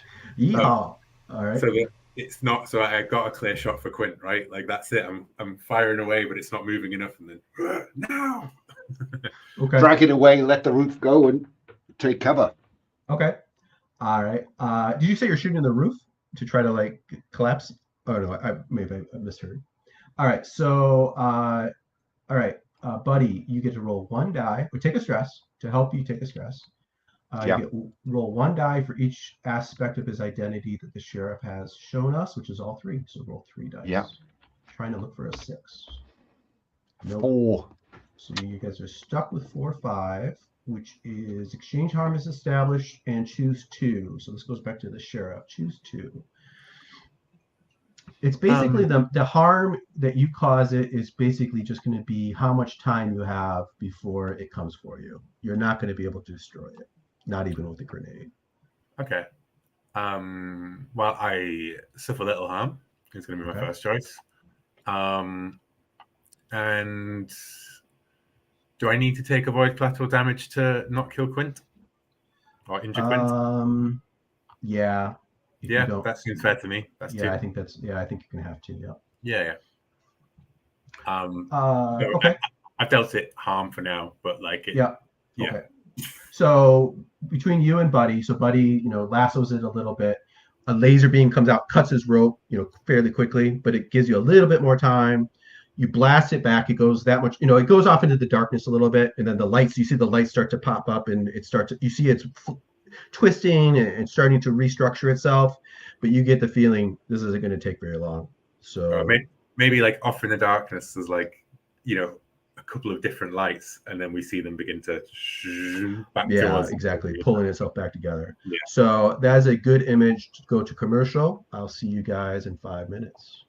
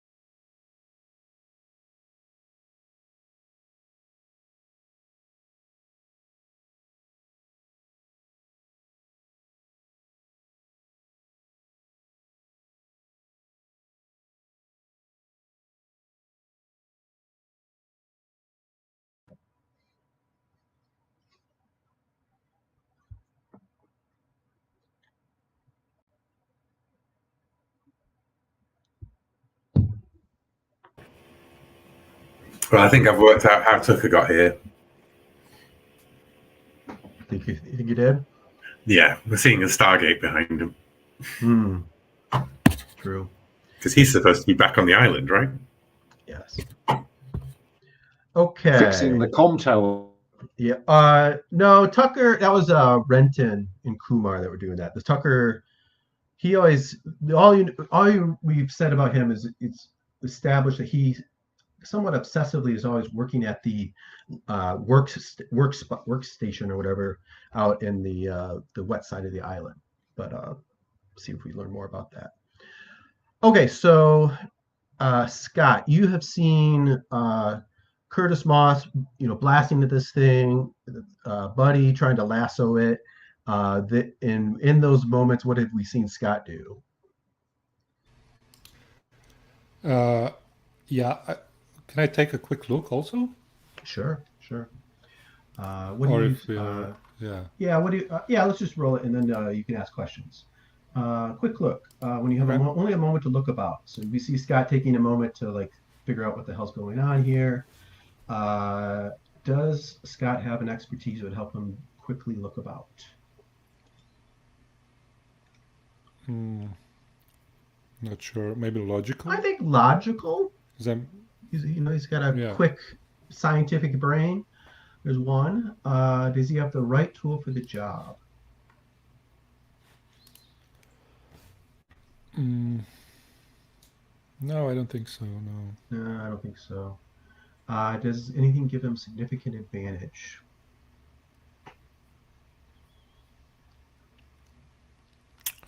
I don't think so. Maybe if since Sheriff Moss is engaged with the thing, I can maybe approach from another direction and take a look, try to find out a weakness or something. I would say yes, but time is of the essence, because I think this, as we've established, this thing isn't going to give you much time to do anything before it comes for you. So I'm going to say no. Do you want to spend a stress? Okay. Yes, I'll spend a stress together. Okay, spend a stress. 2 dice. A 6. So 6. You get to ask 2 questions, and you have a significant advantage, taking advantage, or if you secondary to what you learned here, you'll get a significant advantage. You can ask any 2 questions, and there's a pick list there you can choose from if you want. 2 questions. Okay, so is there some kind of weakness to this machine, to the portal? Okay. Let's see. There is, but I'm trying to figure out how you would know it.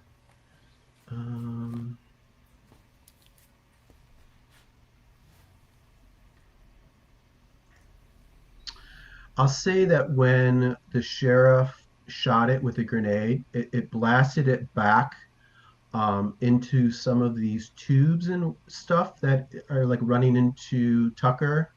And apparently some of these wires, some of them must be electrified wires, and the electricity seemed to really stun it even more. That it seems to be, I wouldn't say, maybe a lot of electricity might destroy it, but at least electricity it doesn't seem to react well, put it that way. There's one. You have another question. And the second question is, what's the best way to escape? Maybe. I think the only way to escape is to go up through that fiery portal. Okay. That's a good answer. Yeah. I think I would stay with you. What do you do in reaction? Learning this, seeing the situation? Quint still seems to be alive. Your physician eye can tell that, he might be able to be saved. Tucker's a goner. This thing is pulling itself back together. Go ahead. If there are some loose electric wires, then I maybe can sneak up to them and try to Electrocute it? Get a little closer to it and apply some more electricity. Your audio is a little crackly again. Yeah. So it doesn't know how to fix it. Okay, so, and then let me ask you this. Let's say you do stun it more. What do you intend to do then? What would be the next step? I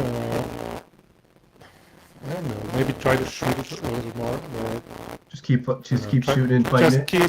just keep destroying it. Okay, so Scott's until we're intention is finished. to just keep this thing stunned and, I don't- and okay. Yeah, that don't sounds have like a a fight. great plan. Okay, that sounds like a fight to me then. So when you fight, you gain a stress and roll. So you get take a stress. And does Scott have any expertise that would help him carry forward his plan here? I don't know. Maybe logical also. I have a significant advantage from the. You from the do. quick You look, have right? that. Yeah. So we know you have that. Yeah. Expertise, though. Not sure. Maybe calm again. Yeah, maybe calm. Maybe despite the high tension of the situation, you just calmly go over, grab a couple wires, and try to jab this thing with these live wires. There's one. Do you have the right tool for the job? I think I gave it to you. I think we've established that there's these highly charged wires here. So sure, there's 2. We know you have a significant advantage from your quick looks. There's 3. And you're maxed out in stress. You can't take another. So Yeah. you are rolling 3 dice to fight. 5. So you're going to 5. exchange harm as established.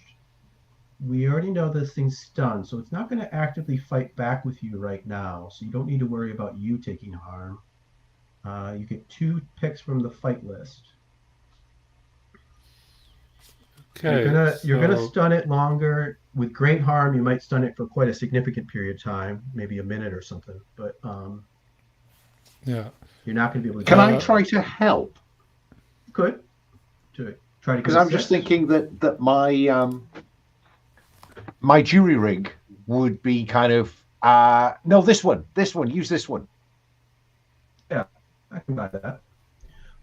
Take a stress and roll 3 dice to try to help Scott. Hang on, there we go. Take a chance and roll 3d6. 1, 2, 3. Nothing good. Okay, so choose 2 from the list there, Scott. Okay, so I choose you Fight cause first. great harm. We might have lost Scott. This cookies. Can you hear me? Everybody's back. Oh, yeah, we lost Jason for a second. Oh, you lost me. Okay. Scott, choose 2 from the fight list. I choose I cause great harm and avoid collateral damage. Okay, that sounds fair. Okay, so this thing is flickering electricity. Looks like you guys are losing me again. Looks like the internet's being grumpy today. So you're going to stun it for quite a significant period of time. So all this crackling electricity is around it. It seems to be, stuck, with these wires near this wall. You guys have a gap of time that you can take action. Buddy or Sheriff Moss, what do you want to do? Buddy is running up these stairs and having a quick look at these, what are they called, hieroglyph tables. Oh yeah. Okay. You see, there's these stone or metal, you're not sure which, slabs with all of the. Whoa! Shocking. What do you see on those hieroglyphs? Okay. Yeah. So, then a lot of stuff happens, and cut to us enjoying a celebratory meal on a different planet. Yeah, all on a beach, on a different beach somewhere, right, with cocktails and synth waiters. Yeah. Well, buddy, I never thought you could pull it off. Scott on a surfboard in the background. Yeah. This is great. Best planet ever. And then that daydream slowly fades as we cut back to the horrors of the room.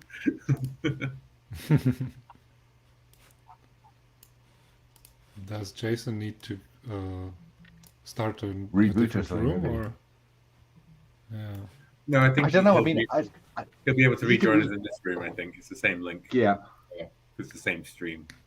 So I think Yeah, we just yeah. have to wait for. I mean, this has never happened to me before with StreamYard. My fear was that if he cut out, we'd all just, Yeah, get yeah. dropped. But No, I think it's like a Zoom room basically.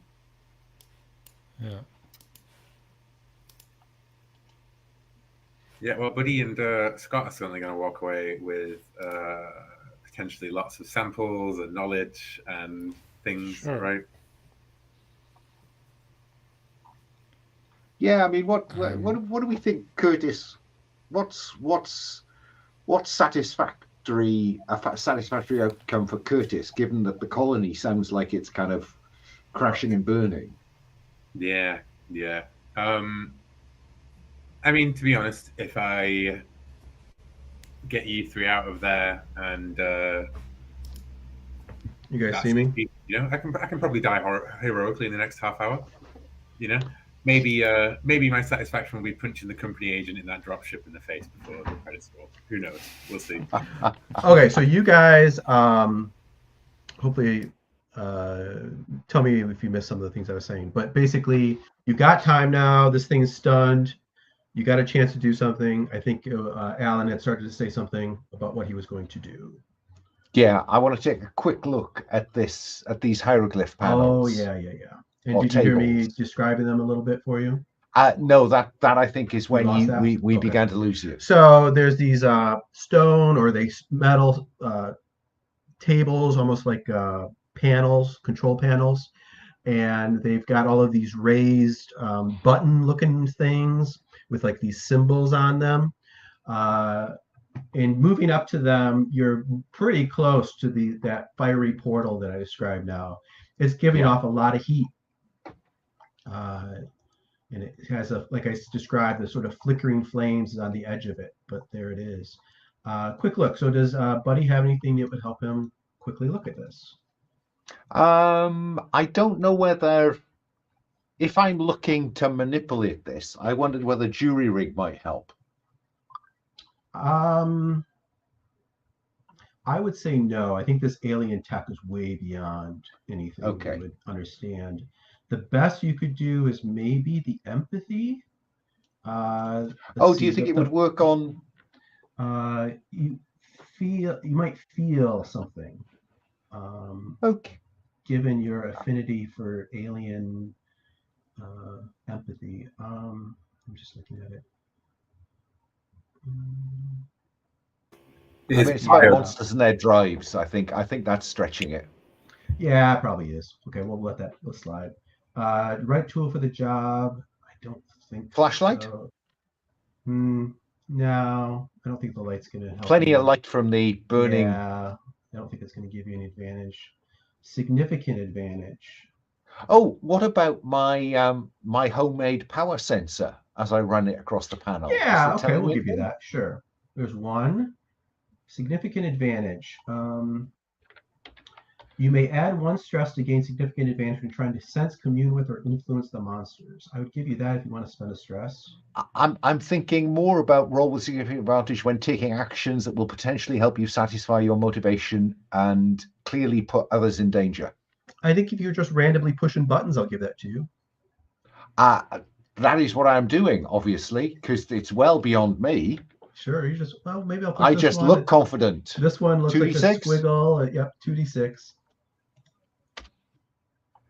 Oh, a 6. So you have a significant advantage going forward, and you may ask 2 questions.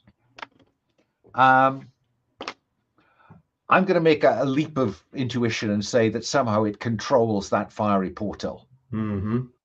So I think what I want to know is, I think we know the best way to escape from here is through that fiery portal. Therefore, what is the best way to manipulate the fiery portal? Okay. I would say that your random pushing of buttons, a holographic image comes up of the portal, and it seems like if you push this button over here, maybe it seems like it gets a little hotter, and this one seems to make it a little cooler. There's one question. What might give me? I've got significant advantage pocketed. Mm-hmm. Is there any advantage to what might give me an advantage if I try to run through it, hide in it, pass through it? Or have I got the only one that matters there? I think you get the sense that if you were to cool it down, it would be safer. Fine. Fair? So I've found the knob that seems to cool it down and heat it up, and cool is better than hot. That's right. Okay, that's good enough for me. Okay, Guys, I know how it works. What have we seen Sheriff Moss doing now? We've got to get Quint out of this, but I think that's more for our medic to be doing, maybe, because I think after just seeing Scott destroy this as Buddy walks off and is doing the scanning across the hieroglyph tables, and I'm gonna go like, Gray, help me with him, and I'm gonna go over to Quint. But I think as I go over to Quint, right, like I'd took his hand to like grab Moss's wrist as he goes past, because I actually want to interact with Tucker, but one of us has got to save Quint, and I think that the medic is definitely better prepared for unplugging a man from a alien vivisection table. So yeah, I'd like to ask, is he still alive? Like still like horrifically, like, right. I go like, Tucker, what happened?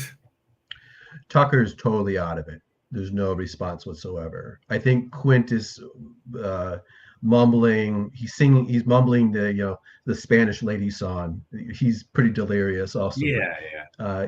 Like I said, I think even your unpracticed eye, you've seen enough combat. These wounds, Tucker's not going to survive. Yeah. But I was wondering if I could. But Quint, you might be able to help.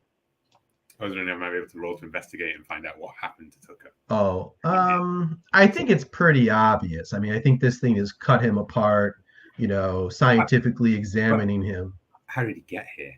Oh, how did he get here? Yeah, which What's on the other side of that portal? Yeah, I don't know if there's anything here that would tell you that, apart Quint, from him. I mean, I think I'll just give it to you for free. Quint tells you it grabbed me, meaning I think he was grabbed by a drone. Oh no! I mean, I know how Quint. What I'm saying is, how did Tucker end up on this alien artifact? So that's why I was hoping that he had like one last dying breath, perhaps, in him to say like, okay, no, afraid not. Then I will. I think as he squeezes my my arm, I'll just go, I'm sorry, and then just sure. One loud gun with my revolver, not with my pulse rifle.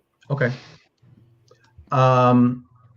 Okay, and I think Scott, are you interested in trying to get Quint down from this slab and get him home safe? I am interested, but unfortunately, I'm loaded up with stress, so I have to do the overwhelmed move. Okay.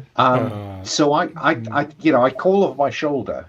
Come on, guys! I know it works, and then nothing appears. So I run down there to go and get him, and I calm Scott down. Okay. I found a way out. That's the perfect way to calm someone down, right? Exactly. Yeah. If we're sorted, don't worry, Scott. Everything's fine. Sheriff, just get Quint off the wall. It'll be fine. So yeah, I want to calm down.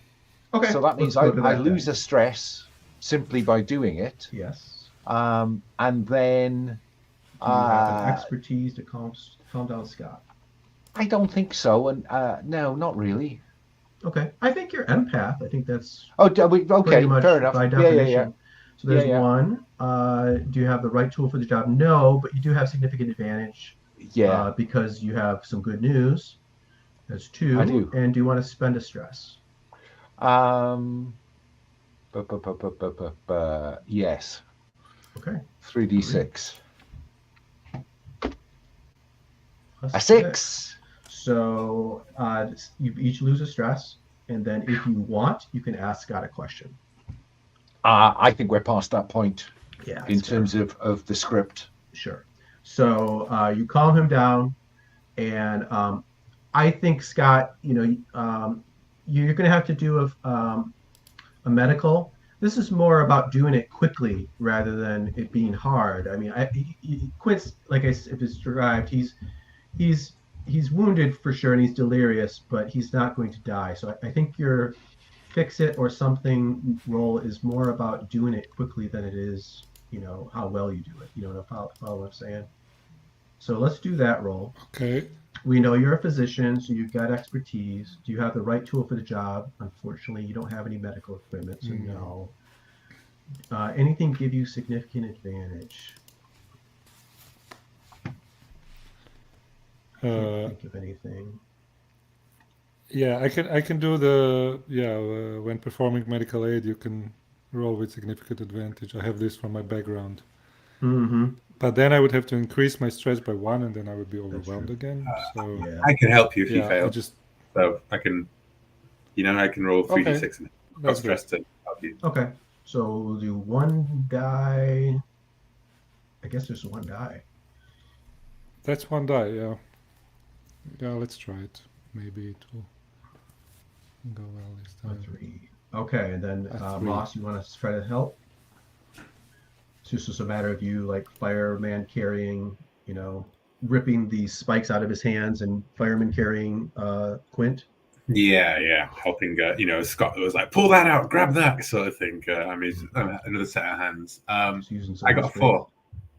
4. So a 4, I think, is just you succeed.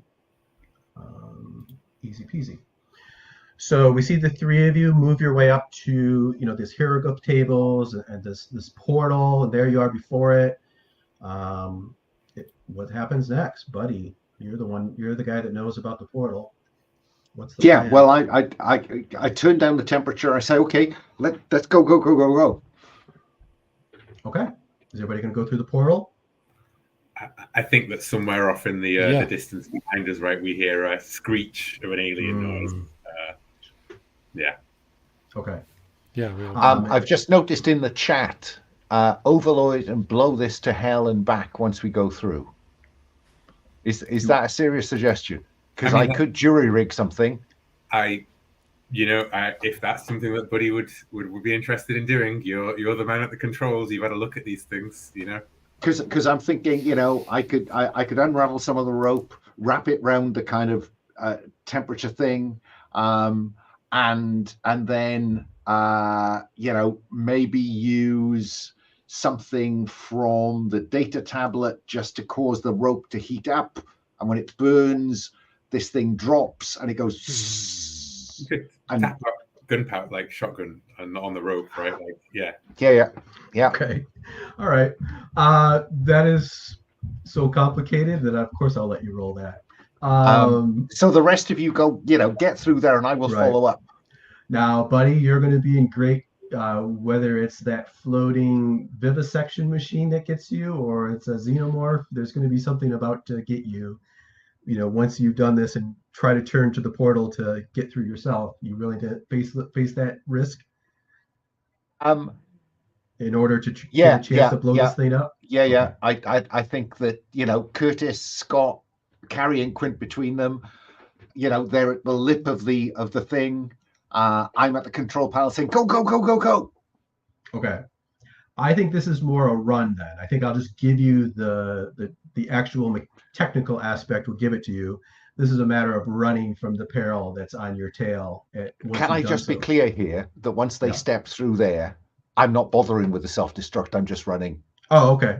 Okay, then I'll just give that to you. Because to be honest, this is too much leverage with the company. Okay. So you told them you blew it up, but you really exactly didn't. Okay, then I will not make you roll. So what happens is the two of you, the three, I guess 3 counting Quint, you go through. It seems like it takes forever, but it's probably just a moment. You go through this interdimensional portal. It is hot. You feel like you're burning, but Buddy has turned down the power, so to speak. So I'm not going to make you roll to not die. But narratively, it's very unpleasant.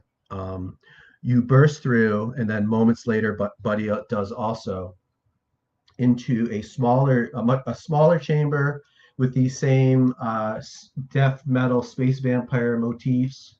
another portal on the other side, so to speak, is, you've just come through.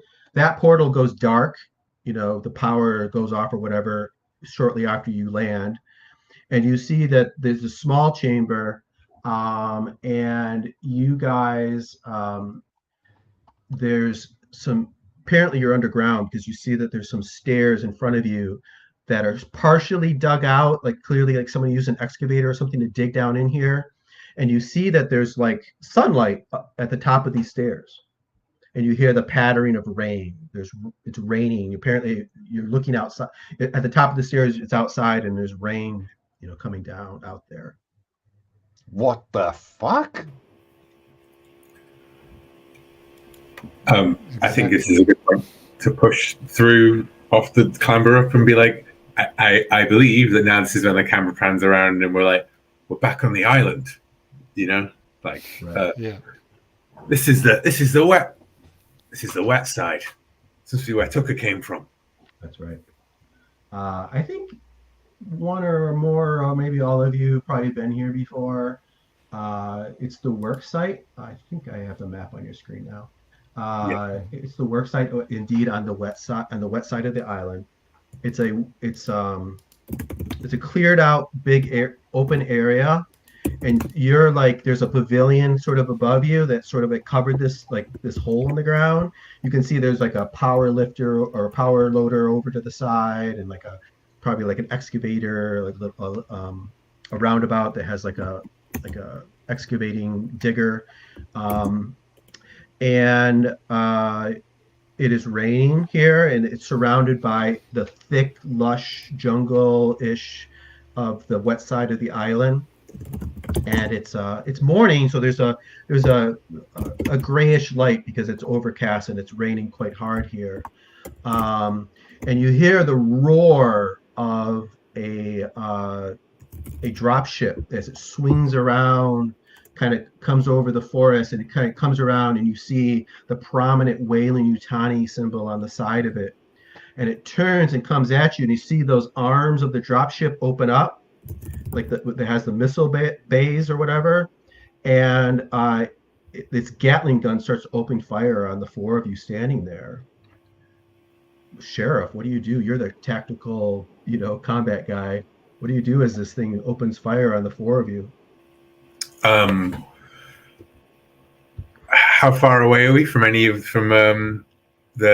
was like a heavy truck, right? Like a big right. It's like one of those roundabouts with like a bulldozer kind of attachment to it.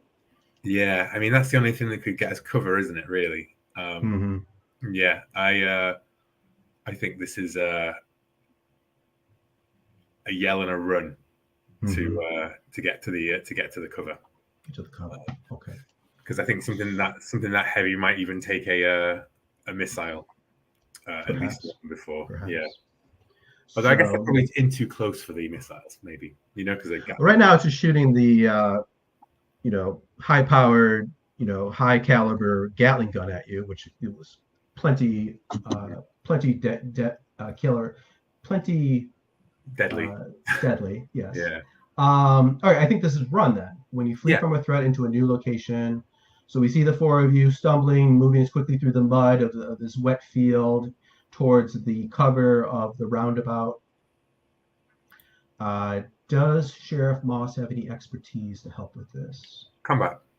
Yes. One, does he have the right tool for the job? No. Does he have significant advantage? No.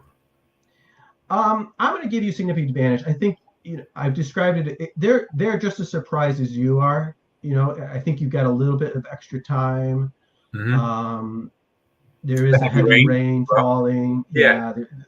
So I'll give you the circumstances. I'll give you a significant advantage. There's two. Do you want to spend stress?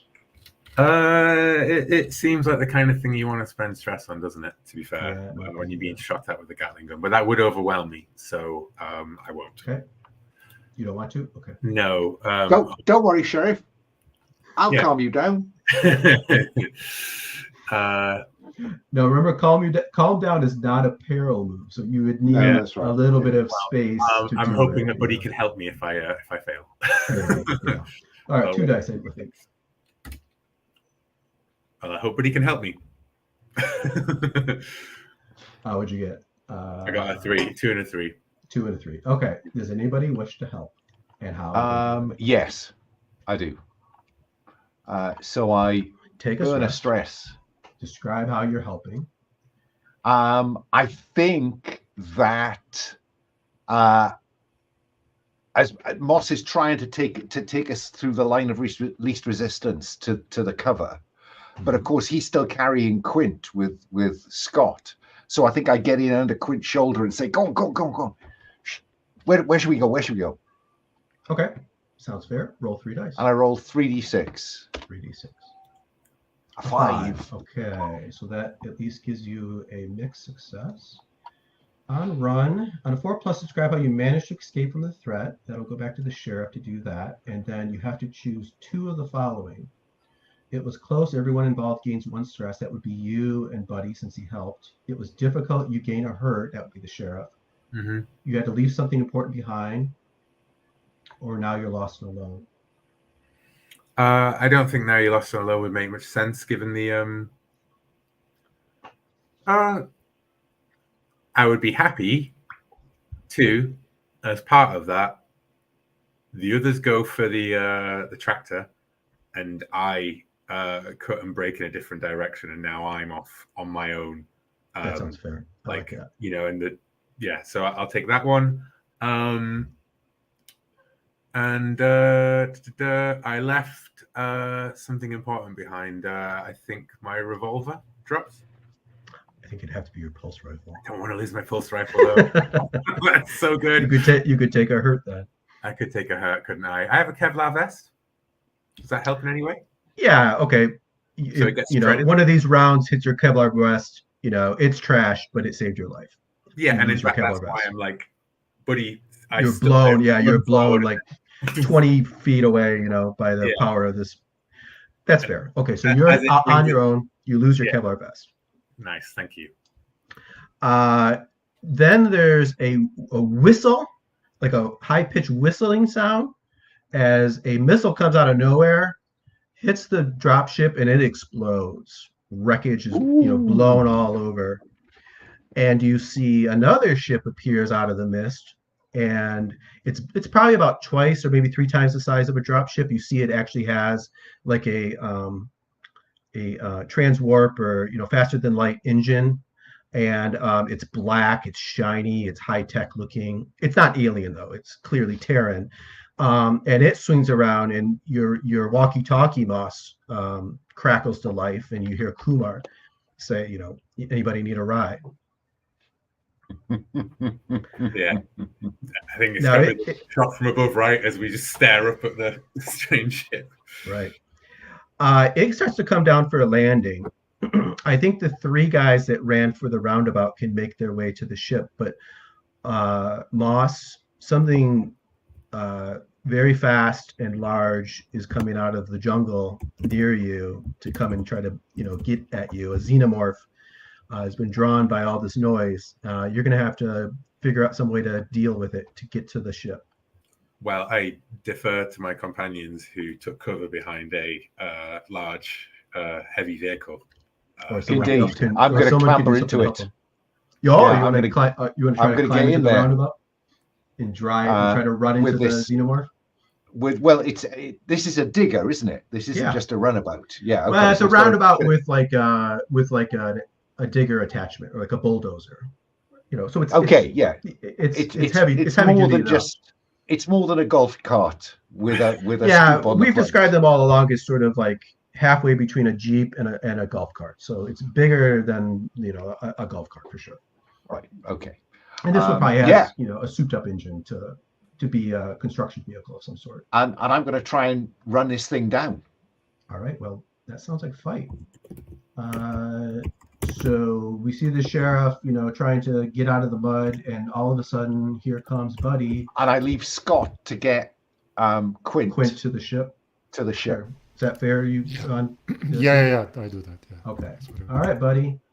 Do you have any expertise to help drive a souped-up roundabout into an alien xenomorph? Well, I'm thinking of my capacity to ESP? manipulate the xenomorph, I think, or my nimble kind of ability to drive this thing at Yeah. pace.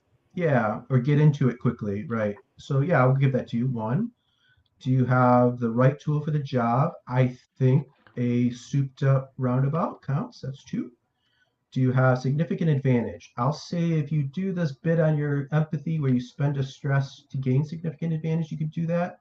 Or you can Yeah. just do it the quick way and just take a stress and you know get a die that way. You basically well, you can do it through significant advantage or just the next part, which is just take a stress. yeah. So yeah, because I've only got one stress to play with. I would otherwise Right. be able to do two. So I think I'm up to 3D. I think for narrative purposes, I like the using your empathy. Maybe you get it to look your way and ignore the sheriff for a Exactly. minute. So it It's turns, the you reverse you of catch it in the headlights of this thing as you come barreling towards it. it's the reverse of Jurassic Park, where he looks at someone who says, "Clever girl." Right. 3d6. Oh no. Oh. Well, sheriff could help, or Scott. Well, I think with the best roll in the world, I think I've lumbered Scott with poor old Quint. Right. Scott would have to be creative if he was able to help here. Yeah, Sheriff's maybe, right yeah. there. Sheriff could do something. I mean, Scott, do you have any ideas? If you have one, more than welcome. I think I can do my decoy role again.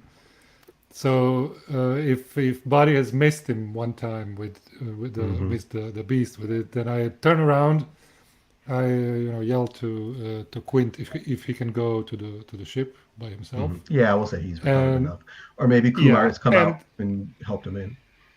Yeah, and then I just go back. I run back and I yell at the beast at the xenomorph, over here.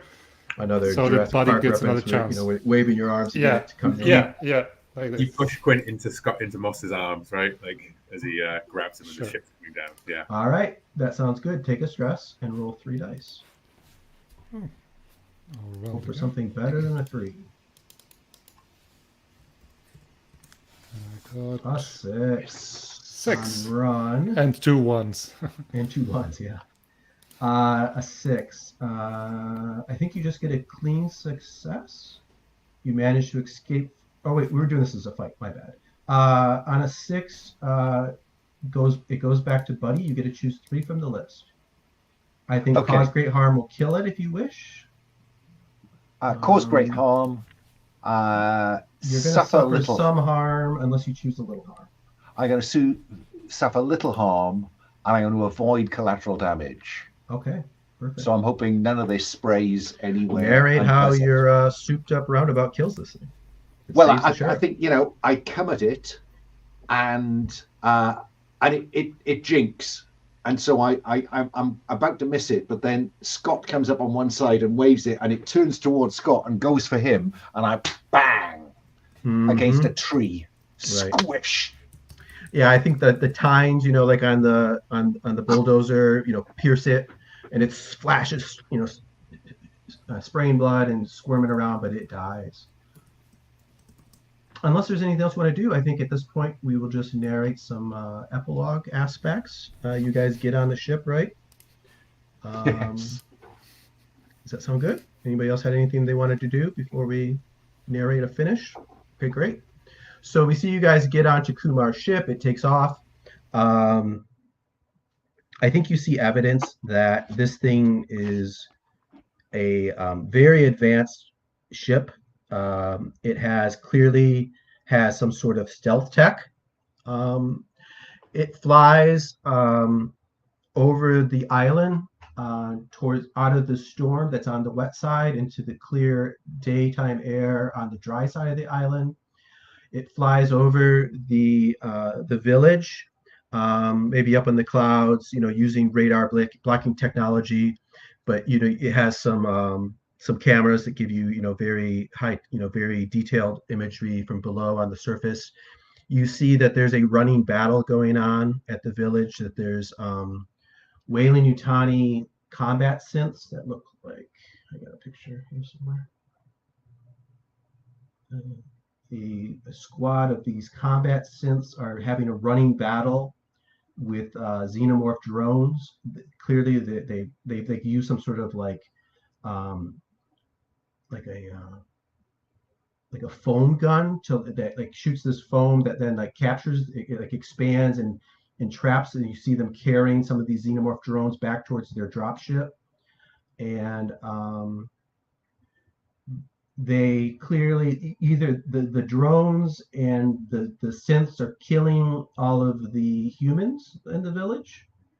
You guys fly past that and shoot out into space, and there's a Weyland-Yutani frigate in orbit, but it doesn't see you because of this stealth tech. And let's go around the table, and you guys can epilogue a little bit of what we see your character doing in these last few hours before we fade to black. Let me start with Scott Cray. What do we see Scott doing? Or what's his long-term fate, I guess, I think, if you want to go there. oh yeah, I think Scott is, trying to basically get his license back by having examined all the evidence that he collected, and also I think this was a transformative for him experience. So he's probably not gonna go on with doing drugs or anything. Yeah. And I want to help Sheriff Moss get rid of his infection. Well, I would say that Kumar obviously works for a sneaky corporation as well, right? So, sure. Yeah. You want to be a doctor and employee of LaSalle Bionational, Weyland-Yutani's big competitor? Sure. Whoever wants to, sure. I think Scott is a little bit. They're very excited about the capsule you brought them. That capsule with the chest burster, right? Yeah, don't break it. All right, perfect. So you become a scientist and employee of Weyland-Yutani's competitor, studying xenomorph. How about Sheriff Moss? What do we see for him? Well, I mean, Scott wants to help Sheriff Moss, right? And LaSalle Bionational just wants to help Sheriff Moss too. So, I think, I think we see Scott saying, I really want to help Moss, and Kumar saying, yes, your knowledge of whatever those nanoprobes are, you're the only one who's got direct experience with it. I'm sure we'll help him. And then it just pans over to the cryo tube. And Sheriff Moss is obviously a study specimen now for LaSalle National. Who knows what will happen to him? Okay. And how about Deputy Buddy? I think time has passed for Buddy. We see Buddy in a very good suit going into a very swish office suite, where a number of scientists are around and engineers around the table, and Buddy is telling them, now, the xenomorph thing is interesting, but the thing you really need to be interested in is this whole portal thing. And this is how it works. Are you talking to Weyland-Yutani or LaSalle Bionational or someone else? Oh, I think I don't look a gift horse in the mouth. This is LaSalle Bionational. Okay. So we see Buddy making a deal, getting rich. We see Scott Cray becoming a high-powered scientist/physician and employee of this company. And Moss is a experimental subject. Is that right? Well, I think we're set up maybe next year. I might approach you if you're interested in a sequel, because that's a very interesting place to go. Great. Let's breathe for a moment, or at least I will, and let me hear any stars and wishes, or I guess roses and thorns. And again, any game feedback, mechanical stuff. Which is how it runs, how it feels, especially for those of you, I guess all three of you played it before, so how it feels different from how we played it last year. I'd be curious in any thoughts and ideas. And let's go around again in the same order. Let me start with Daniel.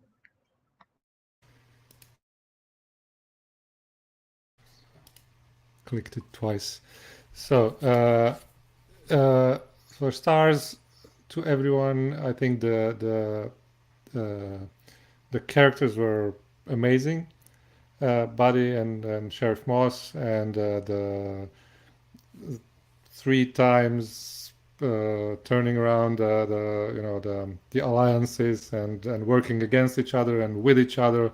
I think this worked really well inside the genre that was expected, and you did great. And I think another star to Jason for presenting an amazing story. I think what really was good was like every time something new, different and interesting, but unknown was coming up. So that was really great. I think the mechanics worked a little bit more fluidly than the last time. I think the dice thing worked well, and everything was a lot of like mini mechanic things worked really well. I want to emphasize my scientific agenda. The thing with gaining a lot of gaining evidence and then getting a significant advantage, and then when losing it, I get stress. I think this worked really well for me and helped me to decide what I'm going to do in the long run, and helped me feel my character. And for wishes, yeah, sequel is a good wish. I would do that. Okay, thank you very much. Yeah. Will. Yeah, stars for all of the for going along with the sheriff whilst also being scheming. I think that eventually all gelled together in a good way. And we were in a desperate enough situation that I don't think we really needed any of the escalation of an actual traitor on board kind of thing, because we were so overwhelmed. I really enjoyed. I thought this was a good use. We did to Alan in particular for the good for like leaning into the manipulate move, working out. Like I did successfully convince Buddy with the mechanics to be less of a shit than he was being, basically, to put it bluntly. But yeah, and yeah, I'm glad that you were happy with Moss being studied on. Because I like that you can that can be either way, right? That could be genuinely what Craig's convinced is the best way to help Moss, right? Even as somewhere inside he must know that LaSalle is not really interested in helping Moss. It's just what's there, which is a very alien ending. Jason, I really love the scenario. I really enjoyed playing the whole Jaws thing up. I enjoyed having the map of the island. I enjoyed having like a community at the start. And playing the sheriff made me really want to protect the townsfolk and follow up the investigations and things like that. I suppose you could probably play them as like a completely corrupt one who just wants to get the bounty or go along with the mayor. That'd be an interesting way of doing it, right? Because then you probably wouldn't care about people going missing. You'd be like, what? I don't care about those reports. I think in terms of the scenario, my feedback would only be like, I felt like the boat earlier might have been better pacing, just in terms of it's obviously what we were working towards, and I kept feeling like we want to get on that boat. Jaws is a movie about them getting on the boat, right? Like, so I wonder how much of the stuff beforehand to remain as foreshadowing, because I also struggled to find a reason to leave behind the colony for a little while because it's in danger. I can't go, and it would make ludicrous sense to go on a bounty hunting mission when that's all kicking off behind you, right? Mechanically, I liked the dice much better than the cards. The overwhelmed move when you miss, choosing the GM, choosing 3 maybe seems sometimes a little bit too many. Like it stacks up to it like it overfills up too much of the space kind of thing. 2 would probably be plenty, I think, in that situation for that. And I was wondering, does the Colonial Marine, Empath / Physician, those tags, do they act as tags as well as like plus combat, plus CSP, plus biology? So Yes. Yeah. Okay, cool.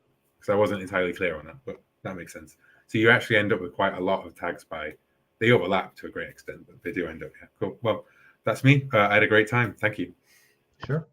And Alan. Yeah, no, I'd endorse that. I think we've all had a great time, because I think it was a really interesting story. I think that grounding it in the whole Jaws framework makes it really easy to slot into those kind of characters. Because we're all, sitting in the Jaws movie for those first couple of sessions. I suppose, maybe we could get on the boat first, but I think I think the farmhouse is very interesting. Everything went on around that, and I guess with a different group, we might never have got near the boat. I think I would have forced the boat at some point. Oh, would you? Okay. Yeah, because I created a whole mini game for it. I'm like, we're not going to miss this, So yeah, well, it is the weakest spot in the narrative of like, how do you make sure the characters go on the boat without being ham-handed? But well, you could do it the other way around, couldn't you? Yeah, you go to the comm tower. From there, something gets you to the work site, and you end up coming at this backwards. Mm-hmm. And then discovering that one of the other boats or the crew has been captured. Then you have to get out past the squishy alien to get home. Maybe, I don't know, but I think that I wouldn't want to have missed those first couple of sessions on the island, because I think it allowed us to establish some interesting relationship stuff.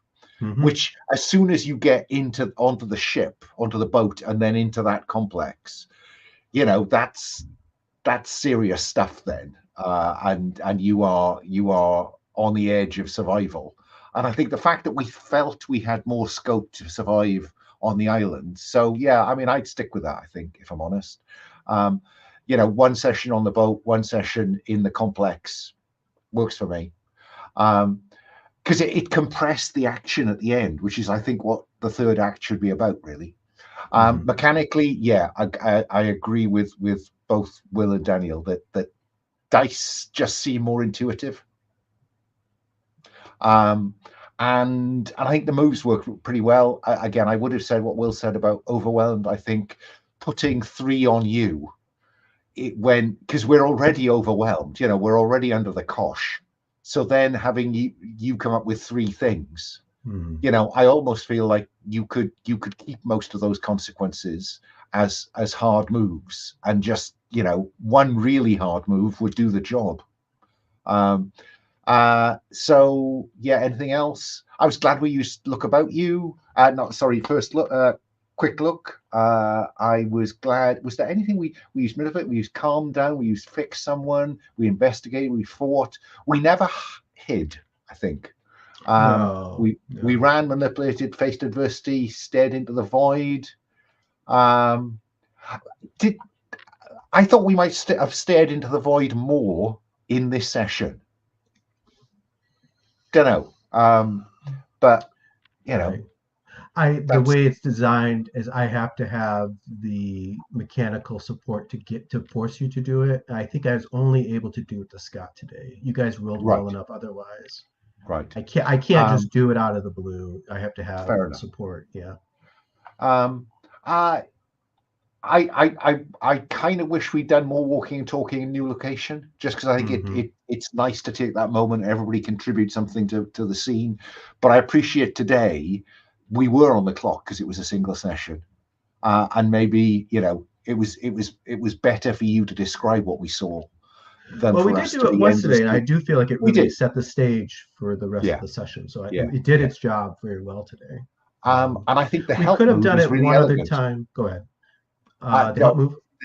The help move, I think, is very elegant. I think that's a very neat way to do it, because it infers, it's kind of built on the idea that as you go on, more is revealed, and the bond between the characters, whatever the bond might be, is stronger. So in session 1, you're unlikely to roll more than 1 dice, and then by the end, you're rolling 3 dice. That feels like I think that's neat. Right. Yeah, no, I had a great time, and a sequel would be the wish. The thought wouldn't be one. Okay. All right, great. Thank you for that. A few thoughts of my own. Oh, let's see. So it was a very I mean, as we've all said, the characters was great, the story was great. Everything, I'm very happy with everything. I like the way that played out in the end, where um, the story that I think, I mean, the arcs, each of your arcs was really interesting, but it played out well. I think Buddy, because kind of was like looking like he was going to be the bad guy, and then he had that heel turn, and he committed himself to being the buddy or being, the deputy. But then in the end, he made sure to get paid. That felt really natural, and it flowed well. What made sense, and it kept him from being an overt bad guy where we had to have a lot of PvP, which might not have been perfect, and it worked well. Scott quietly was the big bad guy, really, in the end. You didn't see it coming until it hit you in the end, and Moss was the big loser. The big hero. In the end, being a good guy didn't pay off, which feels appropriate for the genre. But he has more story coming, I think, for sure. You guys really learned the mechanics really well. You were starting to work it in the end. The calm someone down move, became a superpower that you guys were able to pull out, especially Buddy, because you got a free stress release. But that's fine, because I think using those moves leads to more story, more interesting things, and I don't mind you guys playing the system, so to speak. So I'm glad you learned it. I'm a little sad I didn't kill anybody, but it's all right. I almost got Scott today, but he rolled well when it counted.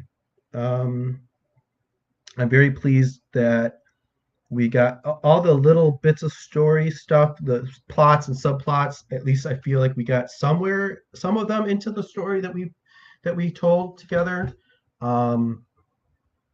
Talking about the boat, the when to go on the boat question.